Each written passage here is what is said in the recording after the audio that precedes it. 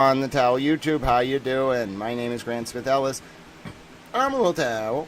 I hope you're well. We got Epstein files to talk about. Stoughton, Canton connections, the Obama White House.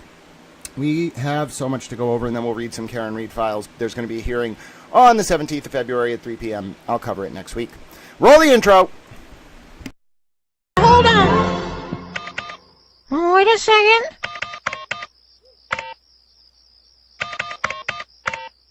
That's it. That's it? Yeah, that's the melody to Funky Town.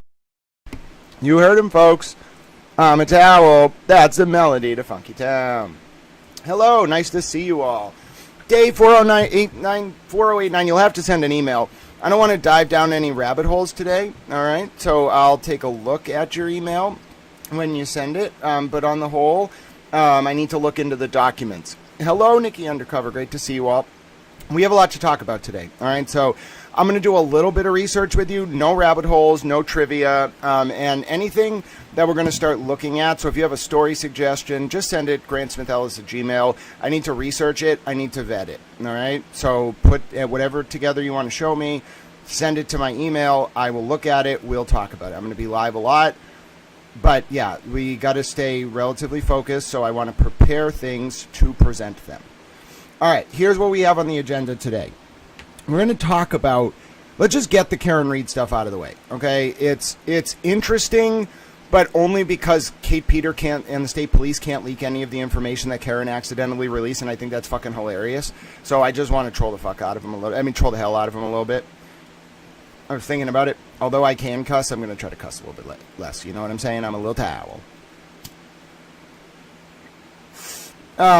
So we're going to talk about that. Let's just dive into it. I want to get it out of the way. Hello, Nancy508. I want to get it out of the way. And so once we get it out of the way, we'll dive into the explosive revelations. Folks, do you realize Obama's general counsel and the current top lawyer at Goldman Sachs was CIA and bragged about it to Epstein in 2015 after Epstein was a sex offender? And then Epstein sent her an email that was like, let me know if I can come to Washington with you to do some NSA or CIA or boy stuff. What? Folks, that's bigger than Watergate. We're already bigger than Watergate. We're going bigger. And Senator Wyden sent a letter basically saying he's going to call the CIA in front of Congress. It's really bad. We're going to talk about all that. But I want to say hello. Let folks come in. Hello, VNT Mom. Welcome. Hello, 3 Clerk Monty, Super Towel. It's great to see you all. There we go. Oh, I see. All right, by the way, so I'm checking the mod log every day. Anyone who hides users gets removed. So don't do it. It'll make me an angry little towel. I'm actually going to check right now before we begin. We're going to do this live. I'm not going to show you it, but I'm going to do it live. Make sure nobody was messing around overnight. I'll call them out I'll call them out live if I find anyone has messed around. Alrighty. Let's take a look here. Where do we go? What do we do again? Yes. Alright. What do I click? I click customize channel. I'm doing some towel administrative things live so I can scold anyone if they caused problems. I'm a little towel. Alright. Here we go. It's actually harder than you think to do this kind of channel management, but I know what I'm doing. Alright, so I go down here, and then I go over here. Has anyone been naughty? Let's find out together. Have you been naughty?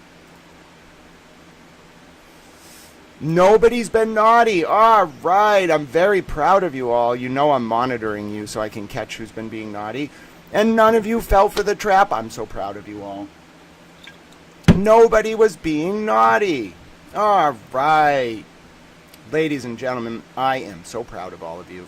Nobody was naughty overnight. So my name's Grant Smith Ellis. I am a towel. I'm feeling good, feeling well. I want to live. I've been researching a lot with the Epstein files. Let's spend the first 30 minutes or so talking about these Karen Reed filings, though. So thank you to Super Towel Dee. All right. Dee and the rest of the Super Towels and the goats. There's apparently a lot of goats up in Canada, you know what I'm saying? So Dee and the goats and Laura, they're all going to run Canada. The GOAT is actually a stand-in for a secret agent. We can't talk about who the GOAT is involved with. I'm a little bit worried now. I got to back off, you know. You know, like Acosta got to back off. I got to back off, you know what I'm saying, about the GOAT. Can't be talking about the Canadian goats, apparently. I don't know what the fuck these goats, like, are all about, bro, but they got some fucking power. You say one thing about fucking goats in Canada, and you get to back off, you know what I'm saying? All right, let's go. Karen Reed's motion for an order requiring plaintiff's counsel to destroy inadvertently produced communication.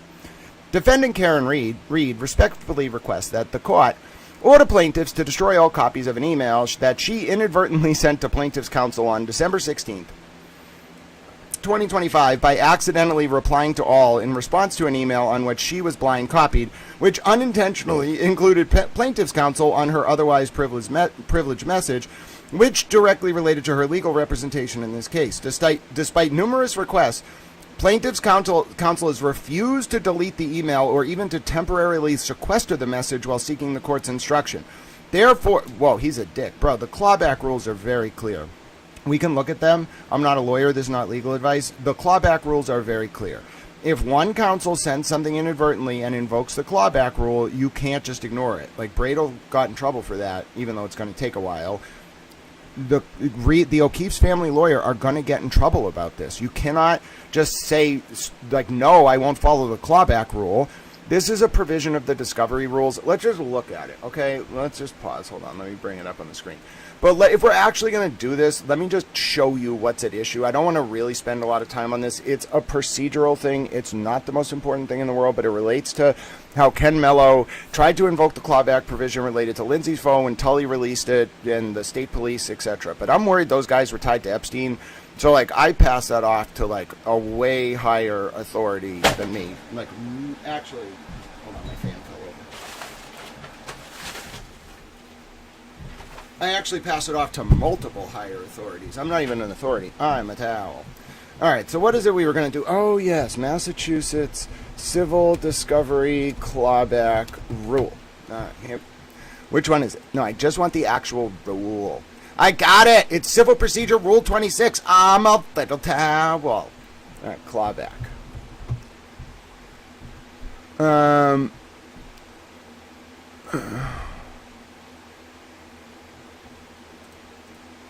right. Rule 26B. All right, let's look at it together. All right, so they didn't actually reference it. Maybe they reference it in the motion of law, but this is it. Okay, the 2014 amendments relating to ESI have resulted in changes to Rule 26B and F. Rule 26B, the existing paragraph that had constituted Rule 26B-5, claims of privilege or protection of trial preparation materials, was designated to 26B-5A. Simultaneously, new provisions were added that have been designated as 26B, 5B, and C to deal with information that was mistakenly produced in discovery and subject to a claim of privilege or protection. So we're talking specifically, I'm not a lawyer, this is not legal advice, about Rule 26B, 5B, and C. The provisions of the first paragraph of Rule 26B-5B were adapted from Rule 26B-5B of the Federal Rules of Civil Procedure. The provisions of the second paragraph of Rule 26B-5B and Rule 26B-5C were adapted from Rule 502 of the Federal Rules of Evidence. So it's basically talking about, like, civil and criminal cases. The language addresses concerns that have been raised about inadvertent waiver of a privilege or claim of protection for pretrial preparation material that may result from production of material in connection with discovery. This problem has become particularly acute in light of the increased likelihood that privileged and protected material can easily be inadvertently produced in discovery, where the materials are embedded in voluminous material in an electronic format that has been turned over. But the language of the rule is not restricted to privilege or protection in connection with ESI. The Standing Advisory Committee decided that an appropriate place to add clawback provisions to the Massachusetts, which is in scare quotes, to the Massachusetts, it's just a shorthand way of referring to this, to the Massachusetts rules was in 26B-5, which prior to the 2014 amendments dealt with privilege and privilege logs. A simultaneous amendment to Mass Rule of Civil Procedure 16 and 2014 also added to this topic to the list of items to be discussed at a pretrial conference. The comment to Rule 9 of the Uniform Rules relating to the discovery of ESI aptly summarizes the scope of the problem as follows. The risk of privilege waiver and the work necessary to avoid it add to the cost and delay of discovery. When the review is of ESI, the risk of waiver and the time and effort to avoid it can increase substantially because of the volume of ESI and the difficulty of ensuring that all information to be produced has in fact been reviewed. The rule provides a procedure for a party to assert a claim of privilege or trial prep material protection after information is produced in discovery, and if the claim is contested, permits any party that received the information to present the matter to the court for resolution. The Massachusetts version of the clawback rule provides that a party may present the information to the court for resolution pursuant to the provisions of the Universal Rules on Impoundment Procedure, Trial Court Rule 8. The cognate language in the federal rules, so simultaneous, uses under seal terminology that the Standing Advisory Committee thought to be less appropriate under Massachusetts practice. Although Rule 26B-5B sets forth a clawback provision, there is nothing in the rule that precludes the parties from modifying the procedure set forth in the rule to deal with information within the scope of privilege or protection. The language of Rule 26B-5C provides that if the procedure is used and a court enters a written order upholding the privilege of protection, the disclosure shall not be deemed a waiver in the matter before the court or in any other proceeding. Such an order is necessary to avoid a waiver of privilege or protection as to non-parties. Wow. So, there you go, ladies and gentlemen. This is incredibly important. You just got it there from the judge. That is how this all works. Hello, Marvin Hagler. Yes, we are going to get to the Epstein revelations and the CIA information and all of that, but I just want to quickly go through. So first of all, this is a non-issue. Karen's going to win. The reason why Karen got like an emergency order precluding the O'Keefes from doing anything about this with this material she inadvertently turned over, bro, the rules are in her favor. I just read them to you. She's going to win. They're going to get scolded. Bro, turn the shit over. Like Bradel, if Cosgrove had not been in the bag for the state police and the Norfolk DA, we would have had the same fight in Aiden's case over Lindsay's phone, but Cosgrove's a little redacted. I wanted to use a cuss word, I didn't. Alright, let's use coward. How's that? Evil? Malicious? Co-opted? Complicit? Am I going down enough words? I'm avoiding the words I really want to say. They're not age appropriate. In any event, this would have been the debate if Ken Mello wasn't hospitalized and Brian Tully wasn't getting Robert Cosgrove to screw around. I'm worried literally and figuratively, and angry about that. My point is, this would have been a fight in April of 2024 about Lindsay's phone. They never did this. Karen, because she's got actual lawyers who care about her and wasn't get screwed, immediately went to the mat on this and won. The judge literally issued an interim order preventing the O'Keefes from like giving this to Kate or Tully or the state police or anybody. Nobody's ever going to see this because Karen's going to win because the rule is that firm. I learned about this in the Alex Jones case in Texas. They have a modified clawback provision. It's really like the federal rules that define it, and then the state level committees adopt a version of the federal rules. So like Alex Jones got screwed because his lawyer just didn't claw it back. Karen's lawyers clawed it back immediately. O'Keefes are going to lose on this. It's not even an issue. That's why I'm kind of like, what the fuck's going on here? Like, the O'Keefe's lawyer's going to get in trouble, and the O'Keefes are going to get in trouble. I'm serious. You cannot just say no. What the fuck, bro? Like, what are you going to, like, pull a Michael Proctor and just lose it? So anyway, my point is, Karen's going to win this. We don't really need to dive into it. It's a non-issue. Like, the interesting part of this is that the O'Keefes are trying to oppose it. Let's at least, like, find out why they want to oppose it. I think I have some of the files. All right, let's do the, which one's this one? Is this the one that has, is this Karen's affidavit from Seligson? No, that's the opposition. And then, so this must be Seligson's affidavit, right? Yep, and then let's take a look at Karen's reply as well. So, all right, that's all the documents we need. All right, so this is Seligson's affidavit. He's an attorney, member of the bar. He's at Shinnecock Basket Green, counsel for Karen Reed. On Tuesday, December 16th, so 3 months ago, I sent an email to Mark Diller, counsel of record. In the email, I asked Mr. Diller to provide me with the basis for certain assertions that were included in the opposition. A copy of the email is attached here to as Exhibit A. My email copies by CC certain of the lawyers who have appearances in this action, includes my client by blind copy. As a general practice, I do not blind copy misread on email exchanges with counsel. I've reviewed my emails to Miss Reed, and I cannot find a single instance, other than this one time, that I BCC'd her on a communication with other counsel. Instead, with any communications from and among counsel that are shared with Miss Reed, it is my practice to forward those exchanges to her by separate email. The fact that I BCC'd Miss Reed on my December 16th email to Mr. Diller was a one-time event. No, so he fucked up. Karen was used to just getting them forwarded so she could reply.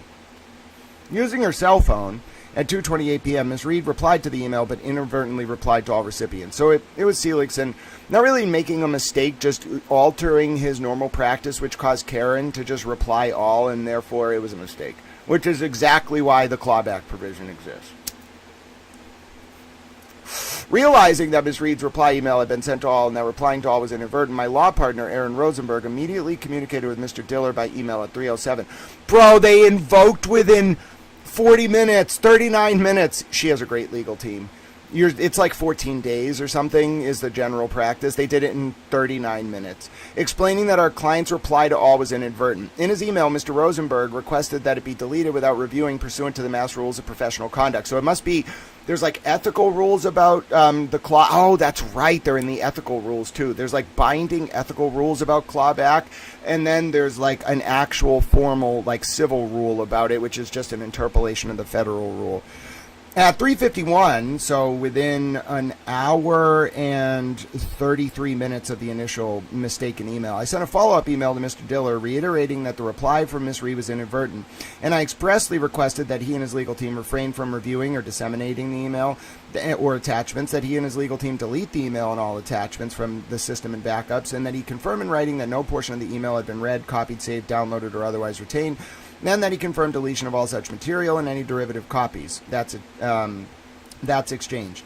Wow, so these dudes just like ignored each other. Mark, in your reply brief filed with the court, you state, in doing so, Reed and her team not only have leaked evidence that now appears inconsistent with the under oath answer signed by Ms. Reed, but have also stated publicly that she has evidence to suggest John O'Keefe was killed inside the house. We deny having leaked evidence. Please identify your Rule 11 basis for making this claim, as we think this needs to be cleared up immediately. Fuck! They're going to sanction the O'Keefe's lawyer. Bro, you can't just assert stuff without a well-founded basis in law. You can't, like, literally, they're going to move for sanctions. Oh, no. Against Diller. And he's probably going to be sanctioned. Because he fucked up. I mean, you can't. You cannot. Yeah, like they did it right away. You can't just say no. Like Bradle got away with it kind of because Cosgrove was in the bag and protecting Tully, I think.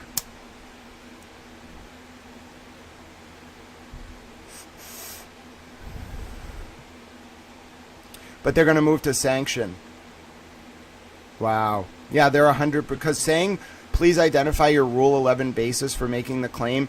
You have an ethical obligation, and like under the rules of the court, you have an obligation to only make well-founded, like in law and fact arguments. And this is Karen's lawyer saying you accused us of leaking evidence when we didn't, and so we're going to basically move for sanctions. Like retract that, or we're going to move for sanctions. He doesn't say it that way because it's diplomatic, but he's saying retract what you said in that filing, or we're going to move for sanctions under Rule 11 because you had no good faith basis in law or fact to make the argument, which is sanctionable by the court and by the bar. But more seriously than the bar, it's sanctionable by the presiding judge.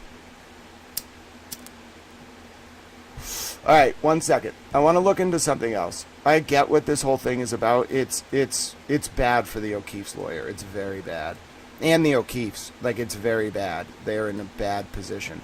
Let me look at Mass Rules of Professional Conduct. Clawback provision lawyers. Let's see. Bruce Wayne NL9IV says, the unstoppable Grant is upon the mountain, whipping the McAlbert heathens with his mighty towel, laughing as they tumble into the abyss of Rico. Yeah, them and half the CIA.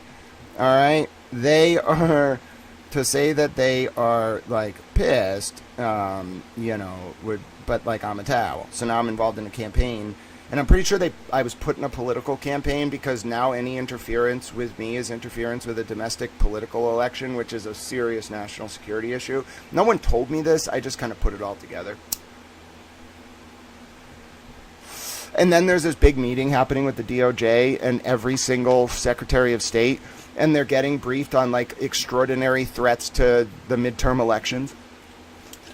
So let's just say anyone involved with a political campaign right now, like in America, who's not a spy, is in a very good protected place. They are the last people in the world you want to mess with right now. All right. Inadvertent disclosure. I got it from the Mass BBO. All right, let's read it. Let's just listen. Oh, I brought up Chloe the dog in a wig. Let's just listen to this read out. Because, I'm going to have to convert it because it's a PDF. Give me a sec. My voice is tired. But let's listen to this together as like a wrap up on the Karen documents for next week. Like to prepare. I know. I will upload the PDF. Don't worry. All right, let's do it. Inadvertent disclosure.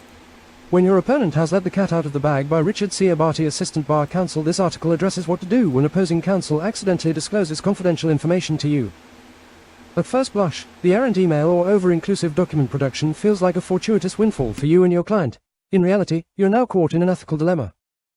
Should you exploit your opponent's mistake in service of your client, or, as an officer of the court, are you forbidden from taking unfair advantage of an opposing party? With Massachusetts' recent adoption of ABBA Model Rule 4.4b, we now have a rule that specifically addresses this issue. Mass. Rule Professor. C 4.4b states as follows. A lawyer who receives a document or electronically stored information relating to the representation of the lawyer's client and knows or reasonably should know that the document or electronically stored information was inadvertently sent shall promptly notify the sender.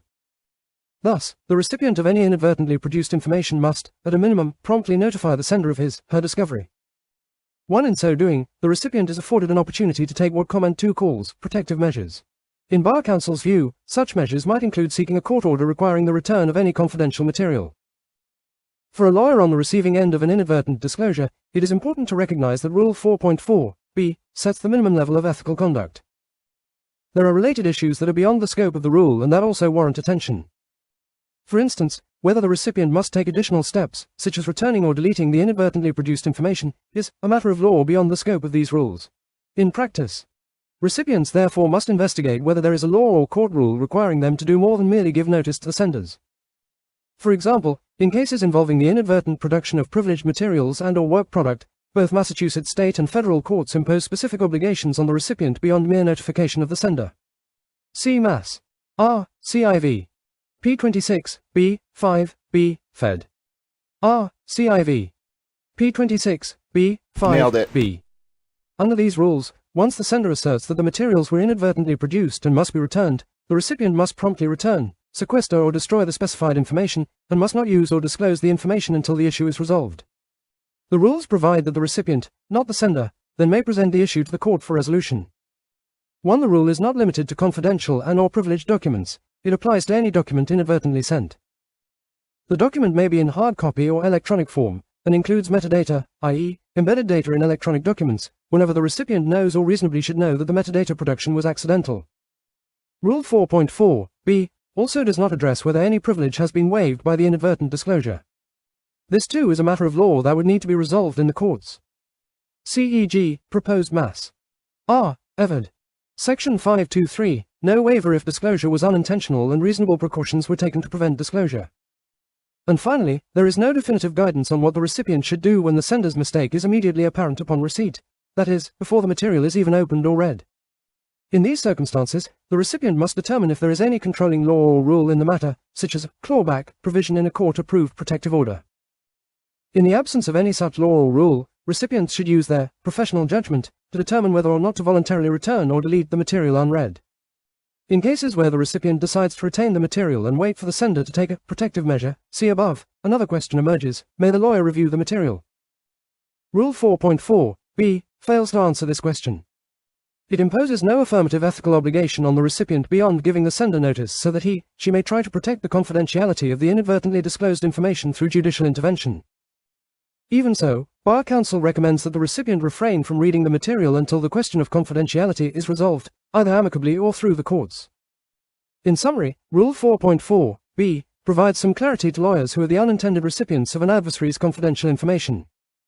Put simply, it places a burden of notification on the receiving lawyer, but leaves to the sender the burden of taking steps to rectify the error. Beyond the scope of the new rule, lawyers must exercise their professional and moral judgment, guided by the rules of professional conduct and any governing laws. It is Bar Counsel's view that the bare minimum required by Rule 4.4b is not the limit of a lawyer's obligation. All right, everybody understand?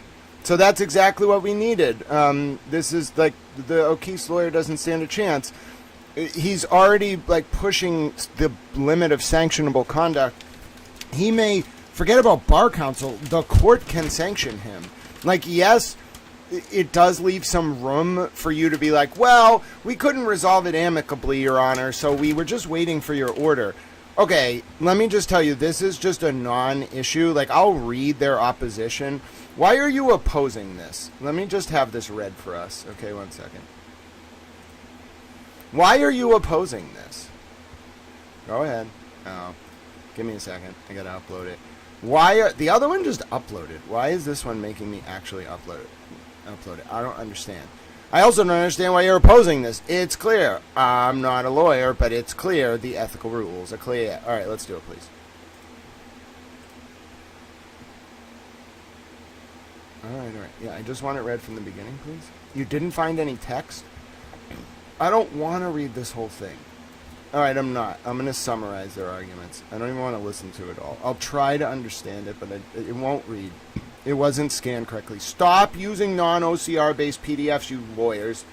Do you understand disabled people cannot listen to the document if you use non-machine readable formatting? Just leave the button checked. It should be OCR. Forget about just me. Disabled people cannot just read your filings. They need to have it processable. I'm going to make a court. I'm going to talk to the actual people who write the court rules. And I'm going to force lawyers to upload PDFs that are OCR compatible by rule or you get sanctioned. It's an accessibility issue and I'm upset.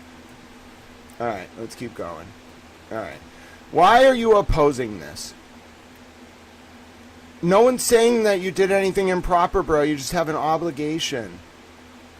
No, she doesn't possess a burden of proving its privilege. We just read that the clawback rule goes to anything. No, you're going to get screwed. No, you're not entitled to retain or utilize it for impeachment purposes. No!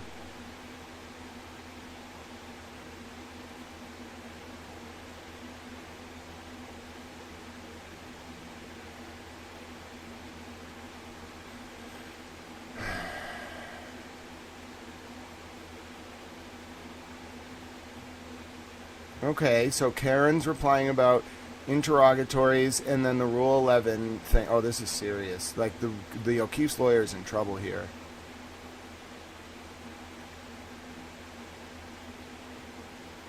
Yeah, you did fail to meet your obligations. It says specifically you must wait for an order of the court. At bare minimum, bro, the Bar Counsel is going to be pissed about this. You're under an ethical obligation under a bare minimum to alert the opposing party and do nothing once they've taken prophylactic measures. No, she doesn't have to show that it's privileged. Oh my God. No, you're not permitted to retain it. Oh, they're screwed. Listen, the O'Keefe's counsel's in a lot of trouble. He's playing with fire here. Why is he doing this? No, she didn't. She didn't waive privilege. You are not permitted to retain a copy, and you're going to get sanctioned. The fact that you are even arguing that you have a right to retain a copy prior to the court's issuing of its judgment is going to piss the court off. Oh, my God. They're going to lose this. Look at this. We got an instant order. Judge was worried the O'Keefe's were going to leak this, or their lawyer. I'm telling you, when I saw this instant order, bro, there's no such thing as like an instant order. All right, so the order it's sideways. I'll read it for you. It says, virtual hearing to be held Tuesday, February 17, 2026 at 3 p.m. Counsel for plaintiffs and defendant Reed shall notify clerk Dana, I can't see the full name, Donovan, who will be arguing. Counsel for other parties are not required to appear if they do not wish to do so.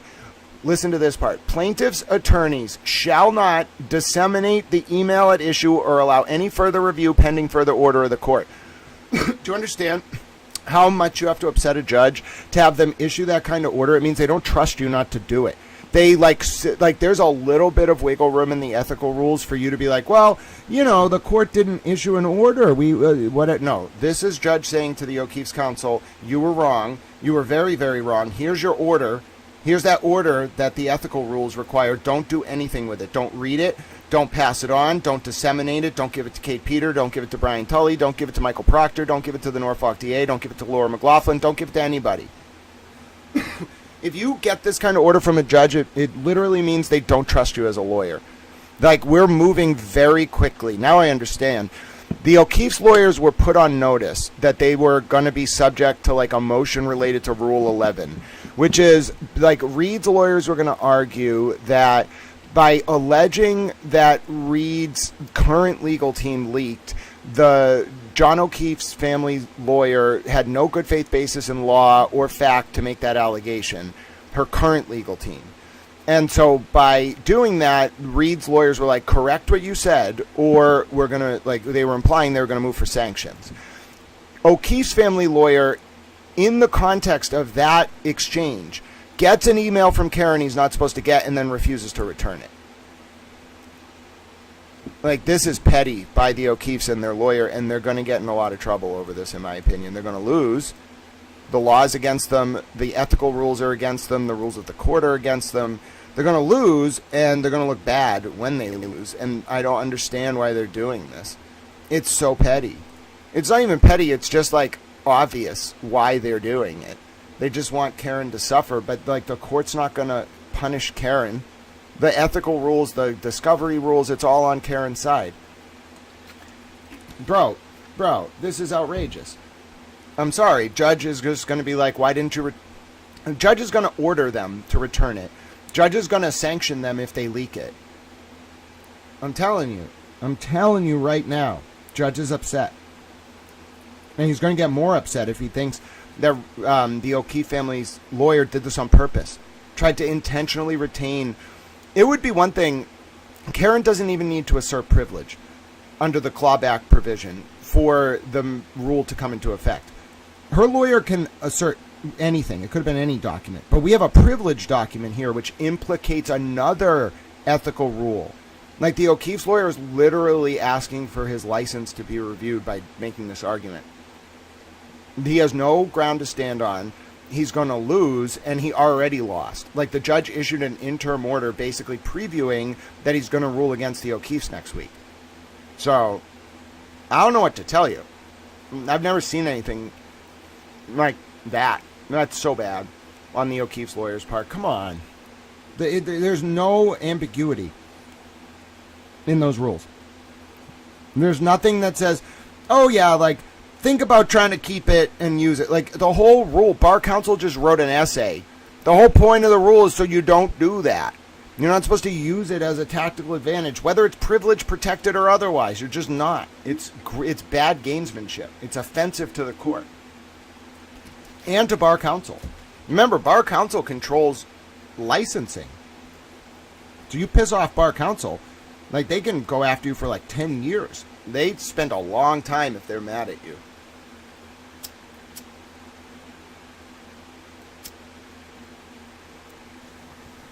So, I don't know what to tell folks here. Like, that, it's a non-issue, but it's shocking that the O'Keefe's made it an issue.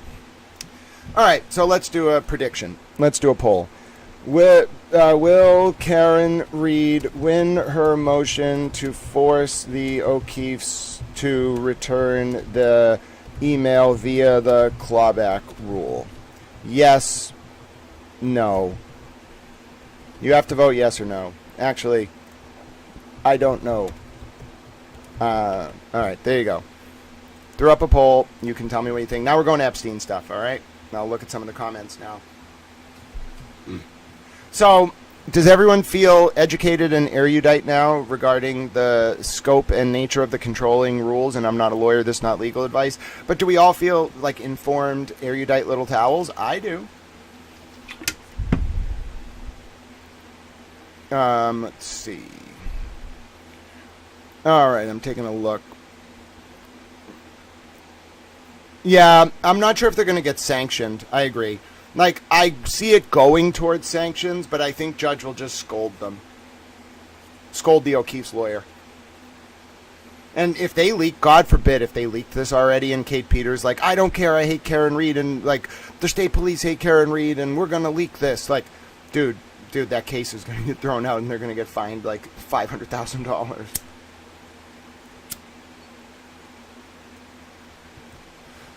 They could seriously sanction you if you try to avoid that kind of court order. Like, it's very serious. It's what Lindsay should have gotten. And I found a thing in, like, Cosgrove's affidavit saying he was on the Turtle Boy case as early as, like, March of 2024. I think Ken Mello was never really on the case, like, after March, April of 2024. It was secretly Cosgrove, and Cosgrove was the reason that the Norfolk DA never did this for Lindsay. They would have won immediately. They just didn't do it because the Norfolk DA and the SPDU, the State Police Detectives Unit, and Devine, and all of them were in the bag, and I think connected to Jeffrey Epstein, which is a great transition. Hello, Jersey girl. I'm a little towel. Oh, I won today in court, by the way, against Towel Mom. I won. Her first attempt to punish me, I think, was dismissed. I'm sure she's going to try again. We'll do another legal fundraiser if I need to. We'll make something happen. The point is I won. I walked in there, and I won, ladies and gentlemen. I am a towel. So I'm proud of that. That was the morning update. Towel Mom, I'm becoming more and more convinced, definitely was in this network.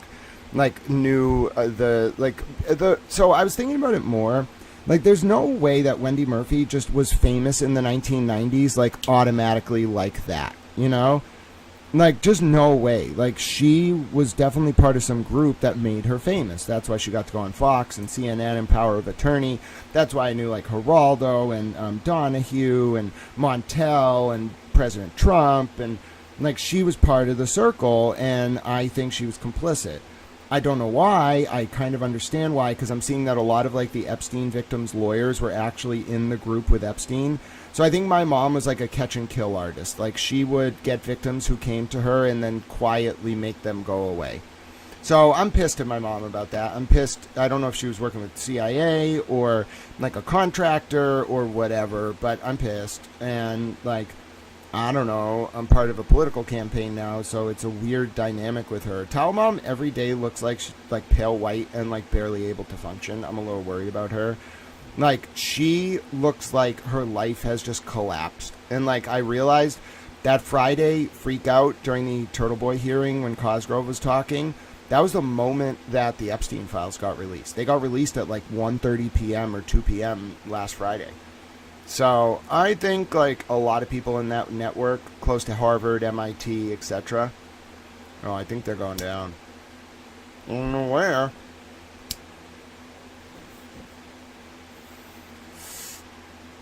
I'm, like, a little bit worried about my mom. Like, I don't know. I gotta, like, think about this. Because, like, she has been acting very erratic. Like, I think at least 2 wellness checks have been called on her over the past week. Like, she just was screaming during one stream. I'm worried about her. Because I don't think anyone in that aristocracy, nouveau riche, old money, it doesn't matter. I don't think they know what to do. Their normal plan would just be, like, pressure, like, anyone who's a problem, but you can't pressure the entire internet.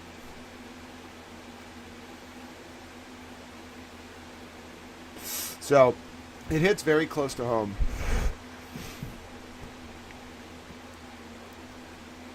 Yeah, I don't think, like, it's going to break my reality. I see what it was.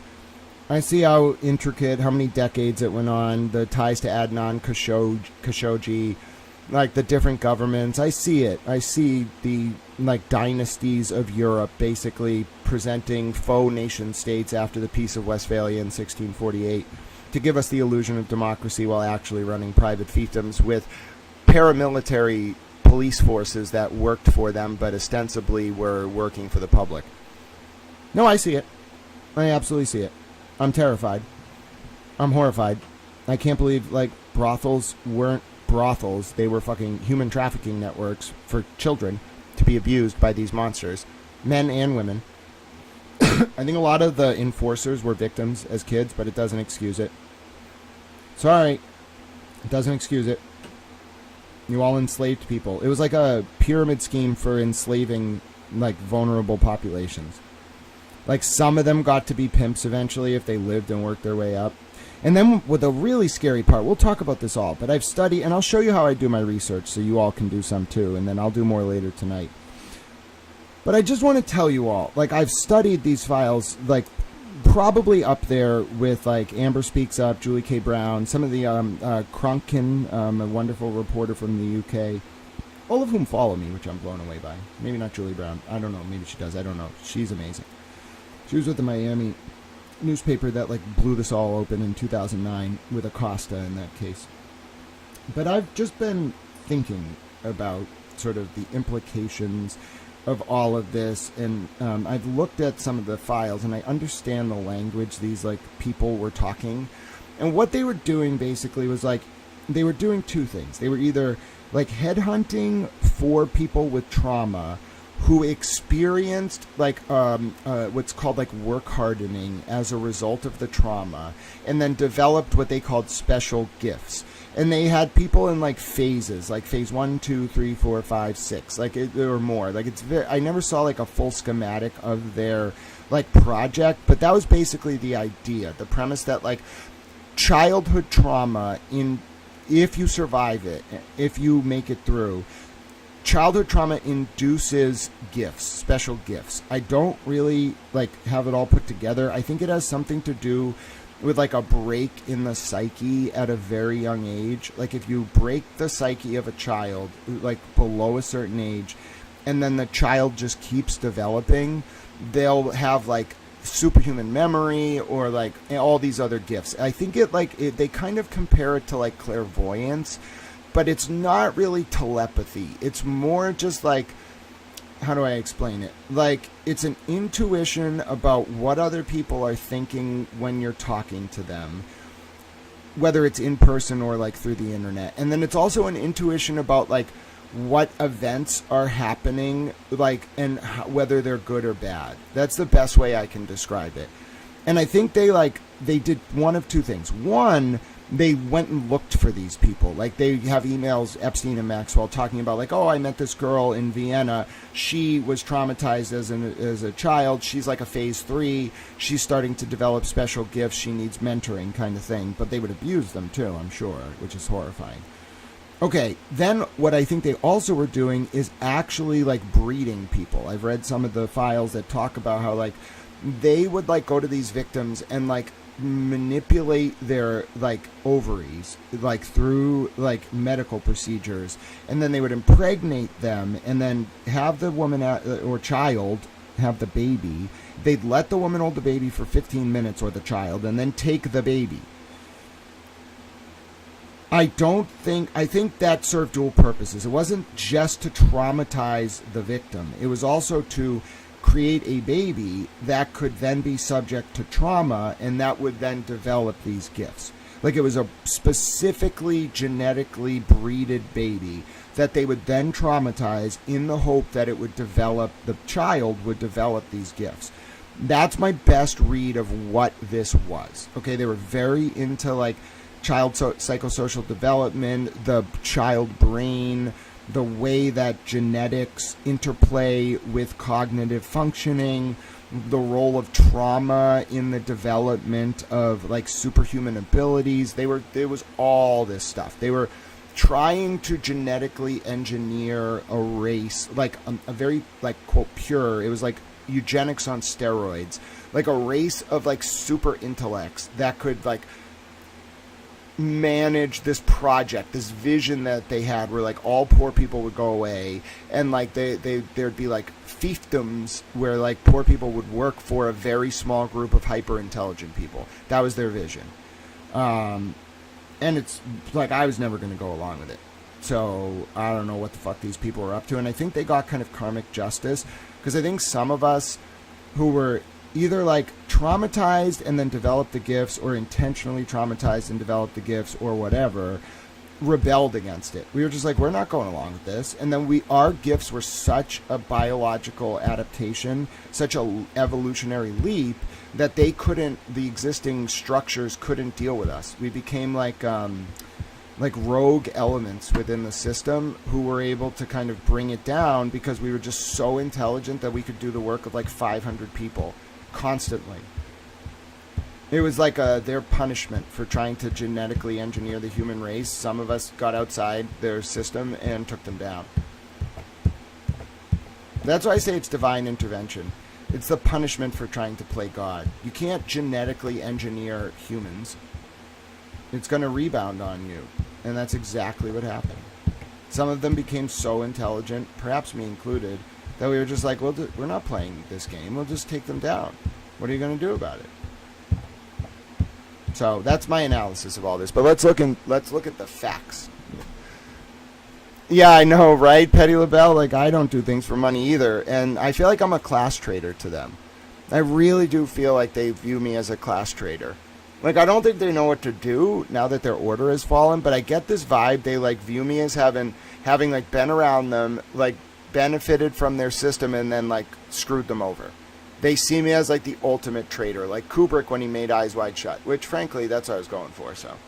I was trying to be the anti-Truman Capote. I was trying to actually tell the story instead of covering it up for access and money and power. I've already been all around the world. I don't care. I don't want money. I just want to fix this and help the vulnerable, like, develop. Think about how wonderful it would be if all of us collectively, not commies, not the commies, all of us in the United States and other countries that are well-meaning, not rogue outlaw states as John Rawls would call them, got to just enjoy the benefits of what we have built as a civilization. That would be wonderful. Do you know how free we would all feel? We would all go around every day happy. That's all I want for all of you. I just want you to go out into this wonderful country, wherever you may be, I'm an American towel, and just feel like every day there is nothing prohibiting any of us from enjoying what we have built. It doesn't belong to these sort of giant corporate interests that use intelligence agencies to run brothels. All right? Bottom line. We created this society. We should enjoy the benefits of it. We should all be happy all the time. We're just going to shift away from this mentality of like wage slavery and things like that. And we're going to all collectively, like we can reduce the hours that you all are working probably to like 20 hours a week with like appropriately implemented efficiencies in the workplace. And we can keep corporate profits high. And we can have wonderful like public services. We can do all of this. Do you realize that? Everyone would be happy. We would all be thriving. And yeah, maybe like a small group of rich people, doctors and lawyers and things like that couldn't like abuse children. But you know what? I don't care about them. They shouldn't have been doing that. So why does it matter if we take that away from them? Sorry, I don't care. And there's more of us than them by a lot. So it's our world. We have the bird in our hands. We're letting it free. I'm thrilled. I'm shocked that I made it and I'm alive, but I'm very happy. God is good. God bless the United States of America. All right, let's talk about what I found. We're only going to go for a few hours because I covered the Karen Reed stuff really quickly. Like, I knew it was a non-issue, but now that I've actually explicated it, it's like a non-issue. All right, so let's talk a little bit about the Epstein files. I'll tell you about what I found, and then I'm going to show you how to do some research, okay? So we'll do that. So this is the next segment of today's YouTube presentation. First of all, I wasn't kidding. Look at this shit about like early brain development. The Jeffrey Epstein Project for Brain Development in Critically Ill Infants. All right. Let's take a look. So, this thing with Middlesex DA is wild. By the way, you know my mom pretends to be a Republican, but she's had fundraisers for Democrats at my house for like 30 years. It's what makes me think she was in this network. I used to troll the fuck out of those people. I knew they were evil.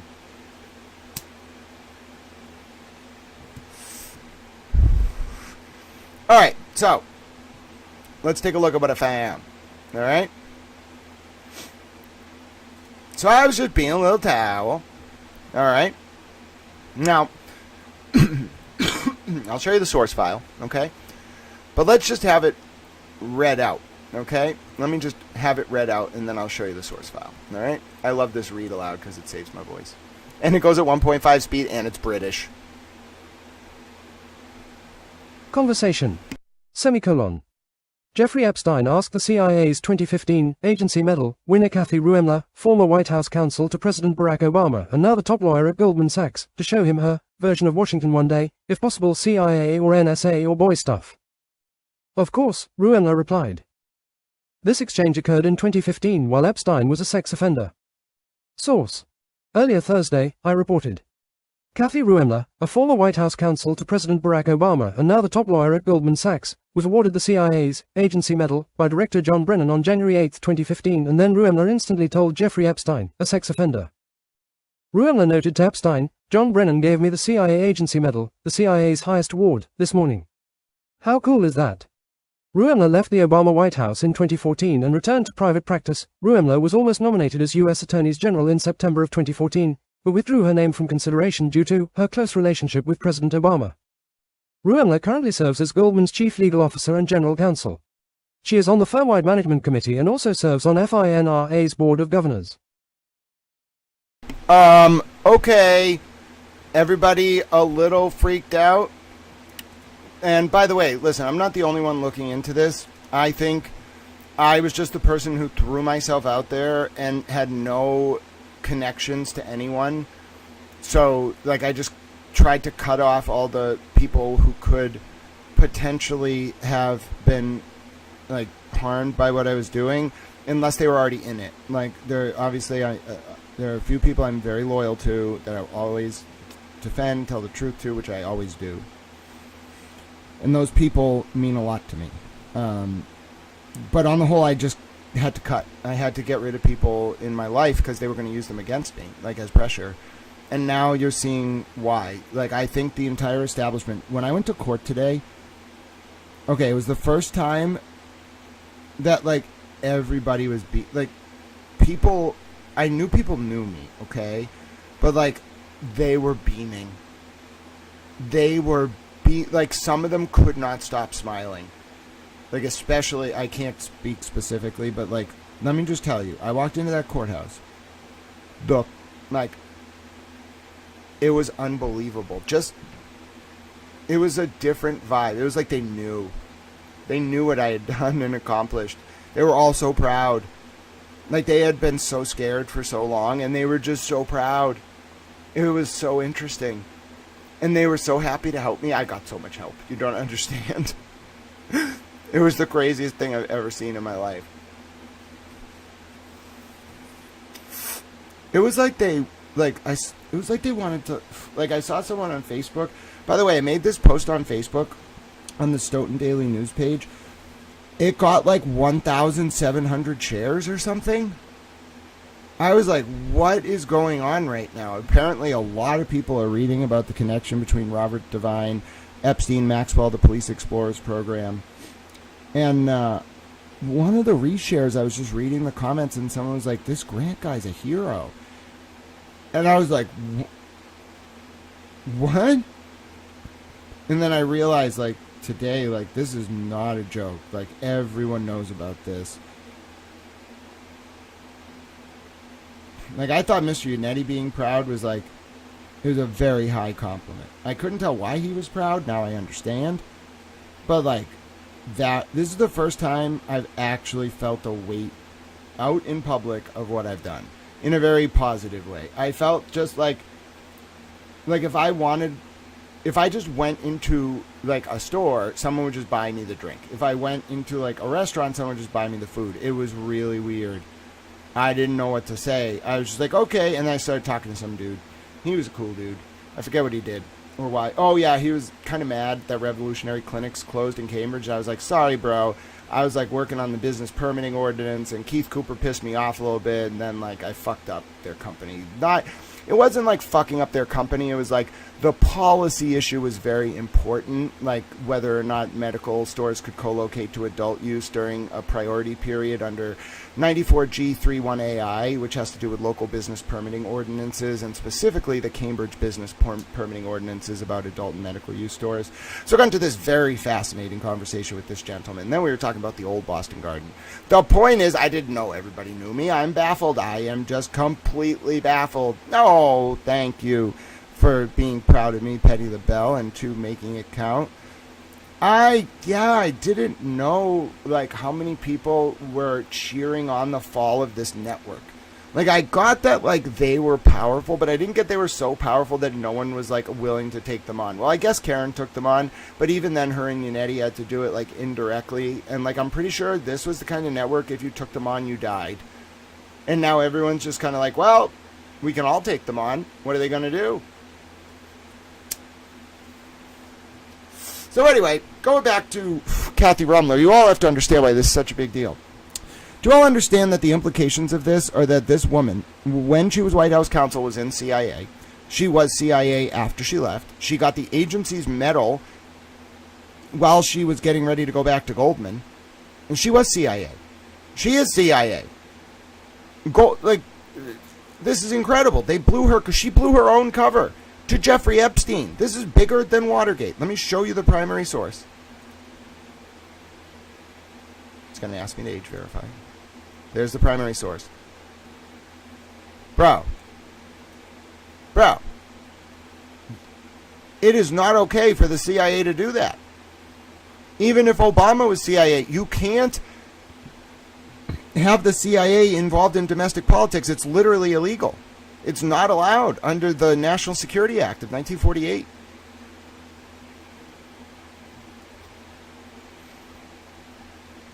It is a very big deal. It's a problem.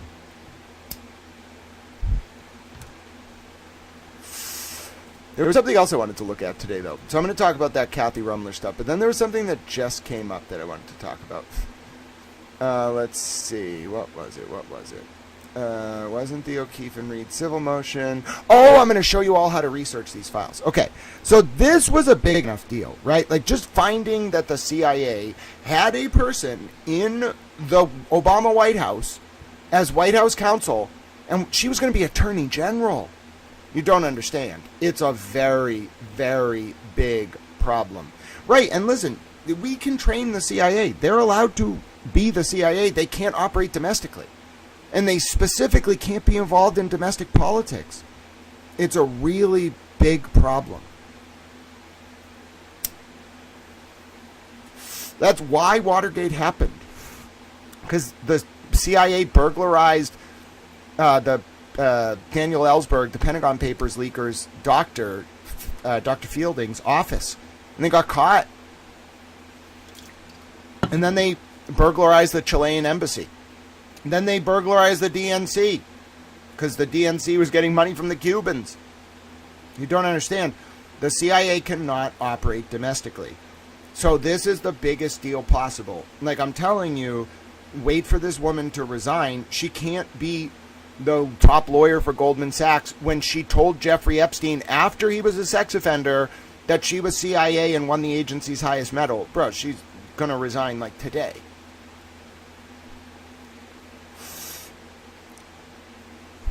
And, you know, I think a lot of agency people, like, I need to tell you this. I think a lot of agency people are like, why is Grant ruining our lives? And I just want to explain that, first of all, I never set out, I'm a very patriotic person. So I did not set out to destroy the CIA. Obviously, like, that's very obvious. I set out to figure out why Turtle Boy was in the street with a bullhorn and what Karen Reed was doing on the morning of January 29, 2022, between 12 a.m. roughly and 6 a.m. Okay, that's all I wanted to do. Over time, I came to be of the opinion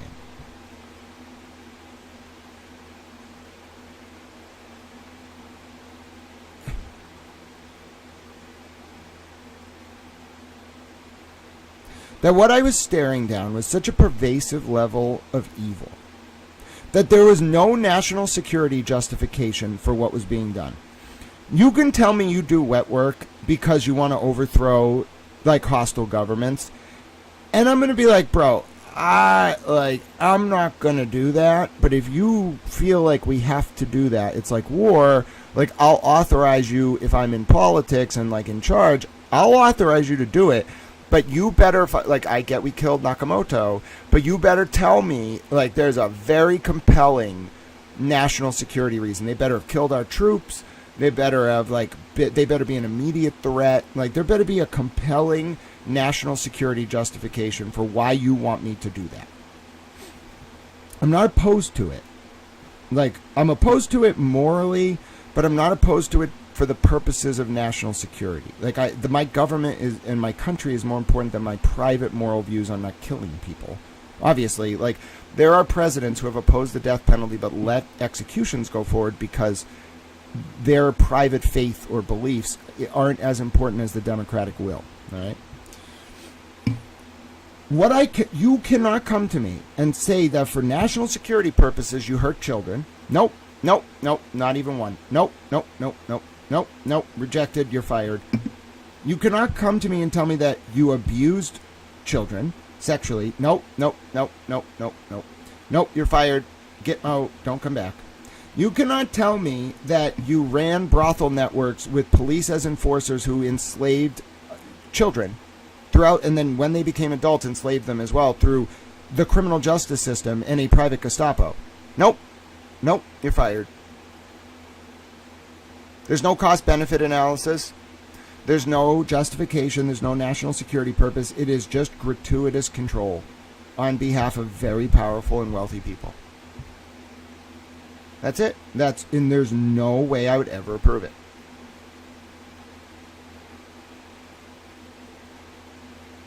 And so if the agency people want to know, the IC wants to know why this happened, why this is all crashing down, it was because there's no national security justification for what happened. To those children, to those adults, to those victims, to our society, to our democracy, there's no justification. And so they have to judicially answer for it. Legislatively, politically. There will be no revolution. We will do this peacefully through the existing process that was supposed to be the epitome of the Enlightenment's form, representative democracy. And we will do it together. One step at a time. There will be no 10-word answers. There will be no 500-word answers. There will be no single essay that solves this. You're not going to get the second discourse on whether progress in the arts and sciences tends to corrupt or purify morals. You're not going to get into highfalutin debates about whether progress in the arts and sciences are but garlands of flowers placed upon our chains. No, we're just going to break the chains. We've already done it. Now we need to actually do something with this freedom. We have to rebuild, like, within the existing framework, the entire apparatus. I mean, people are just going to start resigning. I know who's in those documents. Listen. I know some stuff that it touches the Supreme Court too. Okay? The Chief Justice in particular.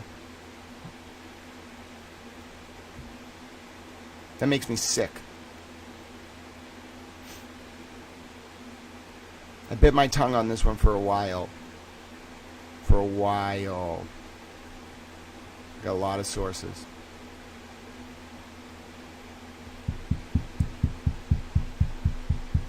You know, my mother's 2 degrees removed from the Chief Justice of the Supreme Court of the United States of America.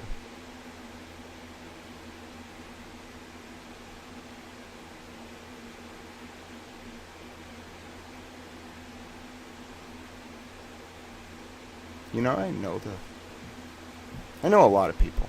You understand me? I know what some of you did.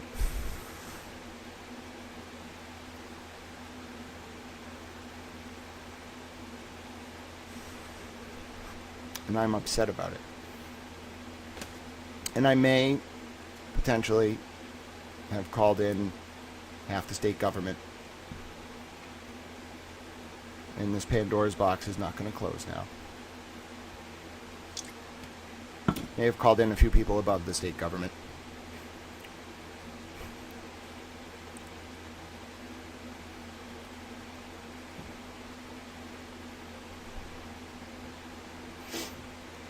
Yeah. It's not, yeah, Thomas is definitely in there. But it's, I don't know, this breaks my heart. I don't even know what to do about that. Everyone thinks I'm so flagrant and I just run out there and report everything I know. I don't.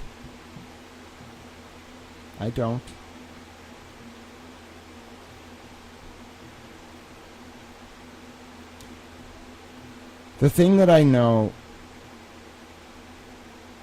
first of all, multiple people know, including people connected to things way above the state government. Let's just put it that way. So it's not me. I'm not the single person who knows this piece of information. But I know a piece of information that is so explosive.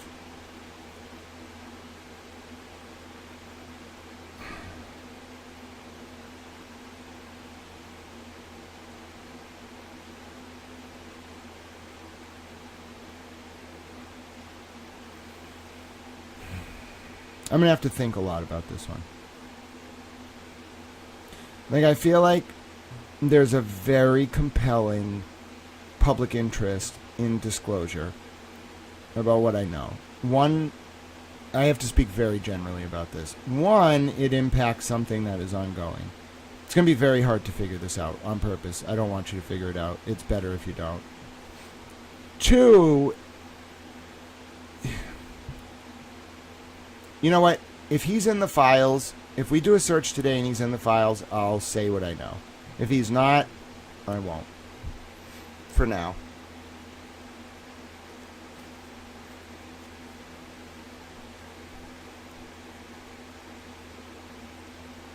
It's bad.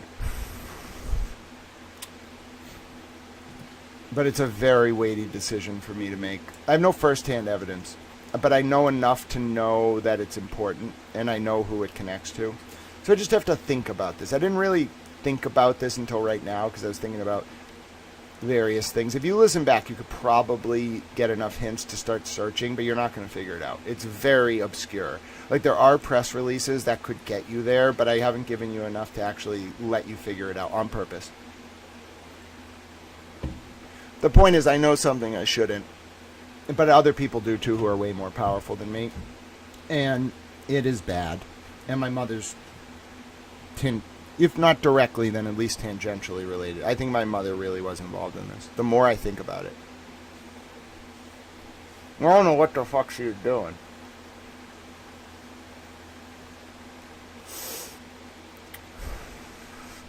Sorry, I cussed. Anyway. So that was the story I found last night, all right? But I want to show you how I found this, all right? Because there's some other stuff you'll see on my Twitter or on my X feed, and I think the most helpful way to do this is to just teach you all how to do this, and we got a little time together. All right, so, oh, there's my fun. Oh, by the way, how fun is this for a donation commercial? I didn't think of it until now, but I realized. Did you know you can support my efforts? Did you know that Allie, if she's in the chat, has a way for you to do that? There should be some donation links we can throw up. This is, everything I did probably happened because I didn't work for a traditional publication. I got trained, well, at various publications, Jurist, Dig Boston, etc. But I became what I am because of your support. What allowed me to do this is that it is a public information service supported by your donations. If I wasn't supported by you, this wouldn't have happened. We kept me just alive enough to get to this. You all made this happen. I was the vessel, and I was happy to do it. But I just want to let you know, I would have probably stopped a year and a half ago if you all didn't fill the void. Why do you think my mother tried to financially sabotage me? Why do you think so many people were trying to pressure you all not to support me? Because if I went low enough in resources, I would have given up, and they knew it. And you all kept me going, with the grace of God. So, if you want to continue to help me go, literally, it's you. It's you helping me go day to day. So you can scan those codes up there. We also have a way, I think I can post the links. Give me 1 second. There's a way for you to donate directly in the chat. Yep, no overlords indeed. If you want someone who actually doesn't do it for money, who just does it because they care. Yeah, my mom's definitely involved in that. She was the type of person who would put herself out there as a victim's advocate so victims would go to her and then she could keep the story quiet. It's called catch and kill. I'm emotional as well. I love you all dearly, though, and without your support, just know that this wouldn't have happened. You helped those girls. You helped the United States. You helped so many people. And it's not, I'm probably underestimating the impact of this work. And it wasn't just me. It wasn't just us. I helped. I gave my brain to this cause because those girls, those children, never got an option. Their autonomy was taken from them. Our democracy was taken from us. We were serfs. And it's not okay. And I want to let you know that that's where my resolve came from. Yes, I wanted justice done, but I care so much. Safety, country, family, God, in that order with academics thrown in there somewhere for good measure. I care so much that I just did not stop. And I answered to no one except for you all. And even then, it's not like you can tell me what to do, but because you were willing to support, because you were willing to keep me fed, tell me to eat, take care of myself, keep myself focused, I was able to do this for those girls and those kids. And that's all I've ever wanted. I just wanted to be able to help. I have this insatiable urge to help.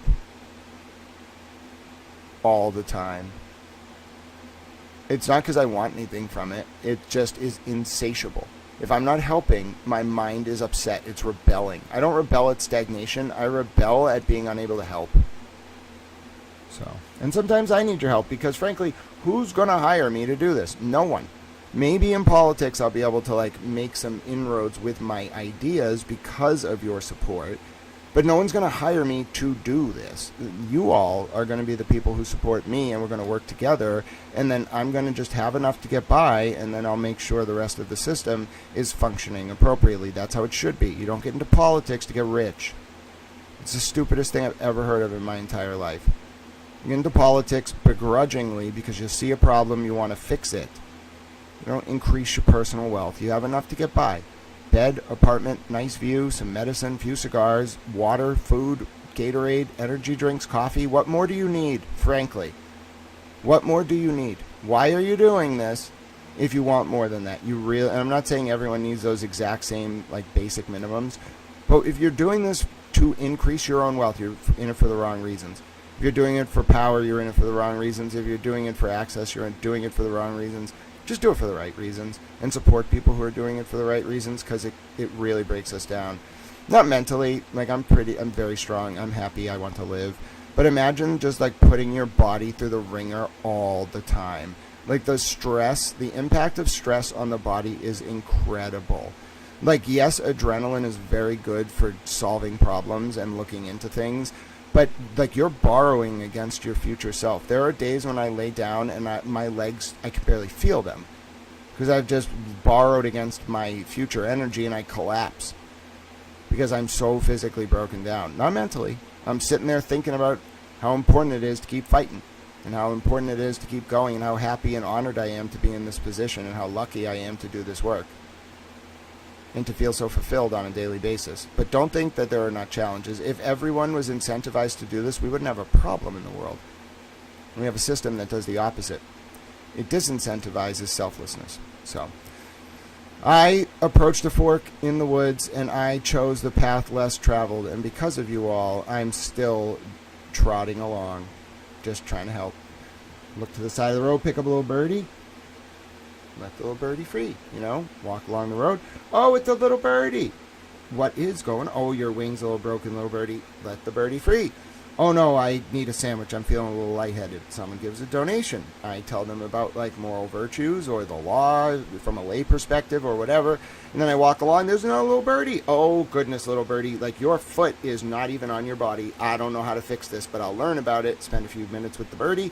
Let the birdie free. Move along to the next birdie. Everyone following along, that's what I do. I'm called, I just want to shepherd my flock. Not of sheep, of little birdies. All right, I'm glad we're all on the same page. The weirdest donation read you can imagine. Yes, donate to me so I can shepherd my flock of little birdies and let them all free. Oh yeah, someone retweeted me. This is a very nice guy. RCam, if you want to follow them. logo_DAEDALUS. Very interesting. I think that's a biblical reference. Deladius. It's like a modern band or something, but it's all, or like a song, but I looked it up one time. It's from the Bible, I'm pretty sure. So, what did I want to talk? Oh, I want to show you all how to research. All right.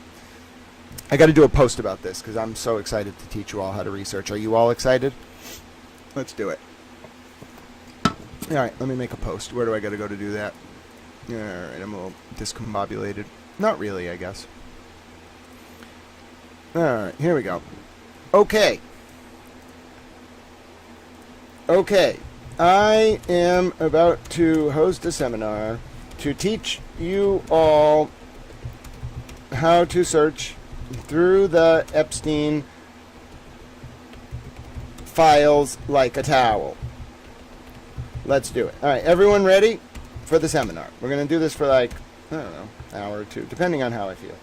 I'm going to stream more often, so I'm just going to go at my pace and do whatever I want. Because I'm my own boss. Well, you're really all my bosses, but in a loving way. We have a symbiotic relationship. Nobody's above anybody else. There's no hierarchies here. We multi-towel together. Okay, everyone ready to learn? Okay, get your towel notepads, find your towel buddies. We're doing it, ladies and gentlemen. Here we go. Let me adjust the microphone gain a little bit. I tend to lean in more when I'm reading, so I'm going to adjust the gain. There we go. I like to actually be able to just, talk into the mic when I'm leaning forward. I don't want it to pop too much. Hold on. How about now? All right, let me adjust the gain. All right, there we go. All right. When I'm, explicating, I like to look over this way and pull back and just talk. But when I'm reading, I'm going to be like this. So I'm going to try to make it pleasurable for your ears. No guarantees. No guarantees. Yes, grab your study buddies. It's time to learn how to peruse the Epstein files with towel. All right, here we go. What are we doing? All right, I got it. All right, so let's go to the DOJ. We're going to pick up on where I was last night. So I left off on page 22 out of probably 140 searching the DOJ component, the CIA component of the Epstein files. So let's do that right now. Okay, how about that? We'll just pick up, and I'll show you how I would get back to where I was and all that. So what I'm researching, what I'm doing is I'm starting with the DOJ Epstein files website. All right, so you want to just start there. All right, so you want to just start here, okay? No, Professor, no. All right. Students, take your seats. Please make sure you enter the attendance code in Canvas, okay? You're responsible for your own attendance. I am not. If you have any issues, email the attendance people. They'll follow up with me, but I don't have a good memory. I'm not going to attest that you were in class if I don't remember you were here. I'm also not Jimmy. He's Andy Kaufman. I'm just a towel. Jimmy, you blew your cover 3 weeks ago, by the way. I don't want to sandbag him, but Jimmy, you're wonderful, but come on. Actors, so many of you wanted to be actors. You think I'm dumb. I'm not dumb. You're a great one, Jimmy. You're going to do really good work. But, intel work, bro, just go to Hollywood, dude. We can, I don't know what you should do. You can have a show where you, take us through the eras of, Americana and show us different versions of pop culture and skits that are fucking hilarious. We'll call it Auntie Deb's Variety Hour. And then you can interview me every once in a while. You can put on your Dick Cavett costume. I'll play Orson Welles. It'll be freaking hilarious. Yes, everyone open up your Canvas application, put in the attendance code. Otherwise, you're going to be marked as absent. All right. So I want to search CIA stuff, okay? So you go to justice.gov/Epstein. You mean Jimmy conditions you all psychologically through songs? Yeah, he's really good at parasocial conditioning. That's why he's an intelligence asset. One of the more obvious ones. Melanie Little's at least got game. You know what I'm saying? Who else has got game? Nan doesn't have any game. Sorry, Nan's got no game whatsoever. Ray's got game. Don't mess with Ray. They tried to sandbag Ray so hard. He was their victim for this all getting exposed. And I was like, don't pull that. How much you want to bet, Ray put that guy in prison because Ray's an informant? And then that guy immediately, when he got out of prison, just slandered Ray. And now, the friggin' powers that be, probably with 5 stones, are tormenting Ray. because Ray just wouldn't play ball. Ray was like, fuck it. That was the blackmail they were going to use to keep Ray in control, huh? And as soon as he just refused to go by the contract, they just freaking hit him. With this convicted felon who has less credibility than Ruth Payne. How you like them apples? How you like that reference? Ruth Payne's dead, so what are you going to do, Miss Murat, Miss Payne? She was Oswald's handler in Dallas and Louisiana. She knew this MIT professor. Starting to think MIT is like the CIA. And State Street. And Goldman Sachs. And AT&T. And T-Mobile. And like half the companies on the stock exchange. But yeah, financial firms in particular are just cover for the CIA. State Street, Goldman Sachs, 100%. They don't actually work at State Street. That was the big secret. State Street is their cover so they can say they have a job. What they actually do is, like, they go to MIT for PhDs. They're, like, spies and shit. Like, it's crazy. I didn't realize how much the CIA controlled. I do now. And it's because they're not supposed to operate domestically. Yeah, Ruth Payne. Payne. Her other name was Ruth Murat. She was Oswald's handler. You can take a look at Agent James H. Hosty. So on November 1st, 1963, Agent James Hosty, special agent in charge of the Dallas division of the FBI, goes to Marina and Lee Oswald's home where he was staying with Ruth Murat. The FBI thought, and they were probably right, that Oswald tried to assassinate General Butler in April of '63. He was like a right-wing politician. It wasn't an actual assassination attempt. I think it was just like part of the cover to suggest Oswald was unstable. They didn't actually run with it, but if you look into it, like, Oswald fired the bullet that hit General Butler's like fence or wall or something in April of '63. Anyway, so the FBI has this like extensive file on Oswald. They were watching him from the second he came back. What happened with Lee Harvey Oswald was in like 51, maybe 54, he joined the Marines and went to El Toro to work on the U-2, and which is like a spy plane. And from 54 to 59, he was in the recon squadron at El Toro. But he was like getting this like weird Russian literature, and all the other people in the unit were like, "Bro, what are you doing?" And he was like, "No, I just want to learn Russian." Then, like, the CIA basically arranges for Oswald's mother to drop a glass on her head in Dallas so that Oswald can get a discharge due to medical hardship to help his mother. He doesn't actually help his mother. He goes back to Dallas, checks in, then takes a slow boat to Cuba, over to Europe, pretends to go to a boarding school, ends up in Russia, tries to defect. The Russians realize he's a double agent. He leaves with his wife and is allowed to go back to the United States, basically expelled as a persona non grata. He gets to New York. He meets like a New York, like, kind of like welfare agency. There's three men, one of whom is tied to this professor at MIT who knows Ruth Murat, who also went by Ruth Payne. In '62, I think like the spring, these three guys from the welfare office, like, I have these records, take Oswald down to Dallas and New Orleans. Oswald, like, is, like, monitored. Like, basically, like, Ruth Payne has him, like, standing out on the corner. He's working with a guy named DeRozan Schmidt or something. And they have him, like, out on the corner, like, promoting, like, really, like, intense pro-Castro literature. And then they would, like, beat him up. And, like, he would get jailed, and then he would claim to the Cubans that he was a persecuted political dissident in America so that he could go, like, via Mexico City to Cuba to, like, try to, like, infiltrate the Cubans. That was what they told him he was doing.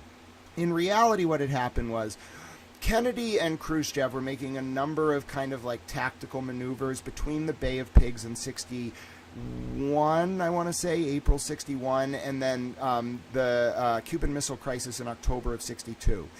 Basically, the U.S. was using the CIA, and specifically something run by Frank Sturgis, whose real name is Frank Fiorini, called the Intercontinental Penetration Force. It was like a renegade, like, version of the military, but contracted through the CIA to overthrow governments in Latin America hostile to the United States, like Allende in Chile, the Contras in Nicaragua. Chavez was one of their targets. It's really complicated, but what happened was Chavez's revolution started in the Sierra Nevadas in '51, roughly. And like from 51 to 59, like Chavez is trying to overthrow Batista.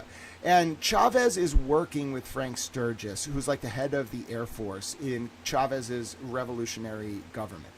Now, or like his revolutionary movement, which was in like the mountains of eastern Cuba or something called the Sierra Nevadas. Now, the problem is that Batista was working with Meyer Lansky and the U.S. intelligence community to run like casinos in Cuba. So Batista like is like friendly to the Americans, and Chavez is saying to the mob, to Meyer Lansky through Frank Fiorini, like, if you help me overthrow Batista, I'll let you stay in Cuba and run the Grand Casino and run all these casinos. Okay, so the reason why Chavez got targeted by the CIA and the mafia for assassination is between like 59, when Castro accomplishes the revolution, and like I'd say like maybe halfway through the year, maybe closer to 1960. Really, it was only a few months. Castro pulls the most gangster move in the history of like the past 100 years. He expels Lansky and the syndicate. He expels the intelligence community and he kicks Fiorini out. And then he just takes over Cuba, aligns with the Soviet Union. The dude wasn't even a Marxist. He didn't become a Marxist until like 59 or 60. He didn't tell us, the CIA or the government of America, that he was a Marxist when we helped him overthrow Batista. He became a Marxist in like 59 or 60. Go look at the record. So anyway, he becomes like a Marxist and he aligns with the Soviet Union. Then, to get back at him, like Momo, who was Sam Giancana, and Lansky and the Commission and the CIA. The Commission is just like a different head of the CIA. Like the Mafia and the CIA are basically the same thing. Just like one's more like for wet work. Like it's more like contracted hitters that aren't in the military. Some of them are ex-military, but it's more like the lower levels. Like the infantry of the intelligence community is the Mafia, okay? The actual intelligence community is like former like special forces guys who operate as like paramilitary forces. So anyway, in like 61, the CIA gets a little bit mad at, Castro, and Lansky is a little pissed. So they have this meeting, and Momo, who is Sam Giancana, and Lansky talked to, I think it was in a hotel in Nevada. I know the exact CIA agent's name. But they contract with the CIA, and the Lansky's like, I got 3 ideas. We can poison the guy, we can just do like a gangland style hit, or we can, what was the third one? I think it was like try to like use an explosive or something. They decide that like the gangland thing isn't going to work because no one will just go to Cuba and like shoot Fidel Castro. They don't want to do the explosive for some reason, so they go with the poisoning plan. The CIA develops this like very unique form of, I want to say it's like strychnide, but it was like, I looked into what the actual poison was. You don't want to look into that shit. Like whatever it is they put into that pill, bro, like they put it, I remember reading the CIA file in the declassified HPSCI Church Committee documents from 2022. They put it in like a pen tip or something. It's like the craziest poison you can imagine. It mimics like a heart attack, like, and then it induces a cerebral hematoma or something, but it leaves no trace. It's like from a specific type of fish. I forget, like, or like a plant. It's a very evil poison. It's odorless, colorless, tasteless, but the most important part is it leaves no chemical signature in the body, so it looks like you just like had a heart attack or died of pneumonia. So they go with that. They don't actually end up pulling it off because every time they try to get to Castro, he realizes it. Like every girl they send around, every asset, every person, every defector, they could just never get to him. But the point is, that's where the Bay of Pigs comes from. The poisoning fails. So then the CIA is like, well, why don't we just use Interpen and train like at, this is very important. There's something called Camp Lake Pontchartrain. And on the north of Lake Pontchartrain in New Orleans from 61 to 62, the Intercontinental Penetration Force under Sturgis and Hemming, Patrick Hemming and some of these other guys are training to assassinate Castro. They use that base to train for the Bay of Pigs invasion. Kennedy screws this. The CIA tried to sandbag Kennedy by not telling him they were going to invade Cuba. They just did it. And then while it was happening, they asked him for air cover, and he said no, so they got slaughtered. Because, like, literally, if Kennedy ordered a bombardment of the Cuban, like, country to protect the CIA's invasion that was not authorized, it would have caused a war with the Soviet Union. So Kennedy was like, no, I'm not doing that. So Kennedy, like, the CIA blames Kennedy for their men getting slaughtered on the beach at the Bay of Pigs, but it was not Kennedy's fault. It was the CIA's fault for sandbagging him. So jump forward to October. Jump forward from May of 61 to October of 62. In October of 62, we have the Cuban Missile Crisis. I want to say it's like the 8th through the 13th of October 1962. And what happens is we don't stop. Like, the CIA just does not stop trying to invade Cuba. That's what the Russians were pissed about. They were not being aggressive when they put nuclear weapons in Cuba. They were pissed that specifically Frank Sturgis and the Intercontinental Penetration Force kept trying to invade Cuba. We kept sending people into Cuba after the Bay of Pigs. They were pissed. They put nuclear weapons there. Then, of course, we got pissed. Okay, so Kennedy, during the Cuban Missile Crisis in October of 62, goes to Khrushchev and makes a secret deal. The Cuban Missile Crisis was not resolved because we took missiles out of Turkey, they took missiles out of Cuba, we ended the blockade. No. What ended it was a secret deal where we agreed to stop trying to overthrow Castro. Why is this a problem? Well, in December of 62, Frank Sturgis and Patrick Hemming and all these guys go down to one of the no-name keys in Florida, and they try to launch another invasion of Cuba. JFK has them arrested for violating U.S. neutrality laws. Okay, well, eventually you can't get the whole unit. It was a big paramilitary, like parachute brigade of a larger paramilitary CIA unit. What do you think they do between 62 and 63 in the north of Lake Pontchartrain? Hello? They were training to kill Jack Kennedy. And so you'll find Lee Harvey Oswald is in Dallas and New Orleans in 62 and 63. Around August of 63, Lee Harvey Oswald gets sent to train with Sturgis's Interpen unit up at the north of Lake Pontchartrain. And then Oswald was just the patsy. He definitely was involved with these guys. They kind of set him up. Ruth Payne was his handler. Her name was Ruth Murat. And, if you read about, Jack Ruby and his time in 1929, he was a Lovestonite, which was an anti-Stalin communist. When Stalin took over the Communist Party, all the Lovestonites in America got expelled. Jack Ruby, who was Oswald's assassin, and became an informant who hunted commies in the trade unions in the 30s. Then he did signals intelligence work in 45 during the war. Then from 51 to 60, it's a little unclear. I have ideas of where he was. It looks like he was in Dallas, but it's unclear. His record goes blank from 51 to 60. He shows up again in 61 with this guy named Max Eater at the Fontainebleau Hotel, which was Sam Giancana, who was Momo's point person in Miami. Now, you got to understand Miami in the 60s. That's where JM Wave was, which was the CIA station at the University of Miami. And to bring this all to kind of a conclusion, Jack Ruby was working with Max Eater and Sinatra and Momo on the Fontainebleau, which was a gaming room. He's there till 63. He develops a serious tax problem. Max Eater and him. Max Eater was his partner. They were undercover infiltrating the mob. They got their tax bill wiped. Ruby goes and kills Oswald as punishment. And to give you some context, on November 1st of 1963, James A. Hosty, the FBI agent, goes to talk to Oswald and Marina Oswald and Ruth Payne. Lee Harvey Oswald's not home. Marina Oswald's there. She gets mad at Hosty for showing up. This is November 1st, 1963. Between November 9th and November 12th, 2 weeks before the assassination of JFK, you can find this in the files too, Mary Farrell Foundation, Oswald goes to the FBI headquarters in Dallas and literally threatens to attack the building because Hosty's asking Marina Oswald questions from the week before. And Oswald says he's going to take it up the chain.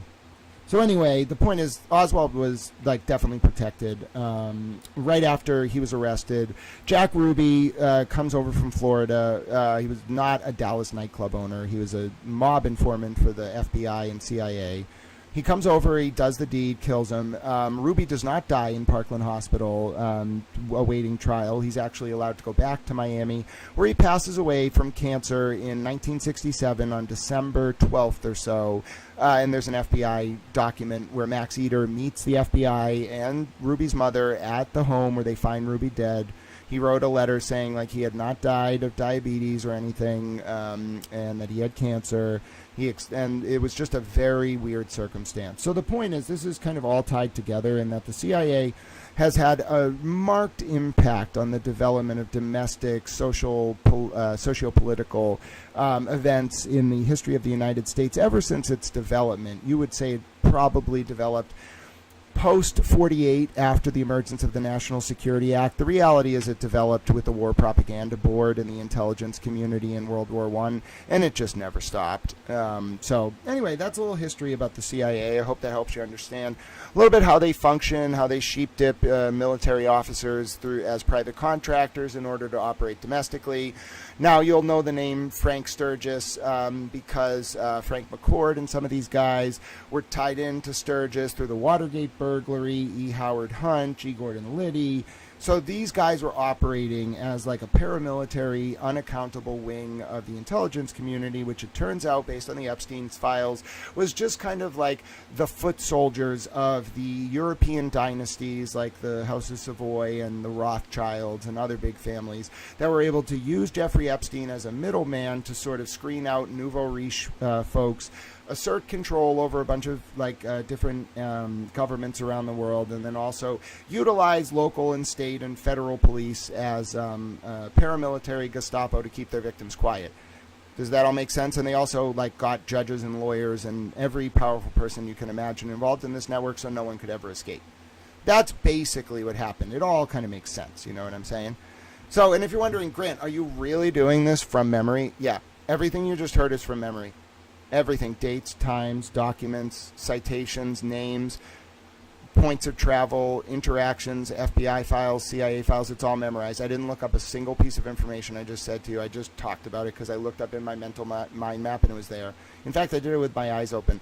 It's not even a mental mind map anymore. It's now just instantly accessible at all times.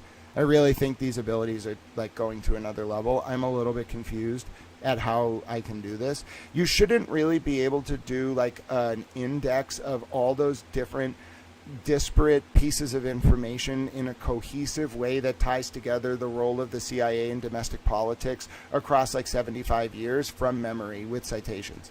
I'm pretty sure that is not supposed to be possible. I just want to put that on the record. Oh, God bless you. Someone sent a donation. I cannot actually reply to it on Cash App, but I'm going to click the like button. You are such a super towel. God bless you for that. Towel loves you very much. Someone sent a Venmo. God bless you for that as well. I'm going to click the heart button. Oh, you all are such wonderful super towels. You're very kind to support Little Towel. And I saw someone posting in the comments, if you do want to support this stream, if you do want to see me be able to use this information for good, you can do so with those donation links. Why do I need donations right now?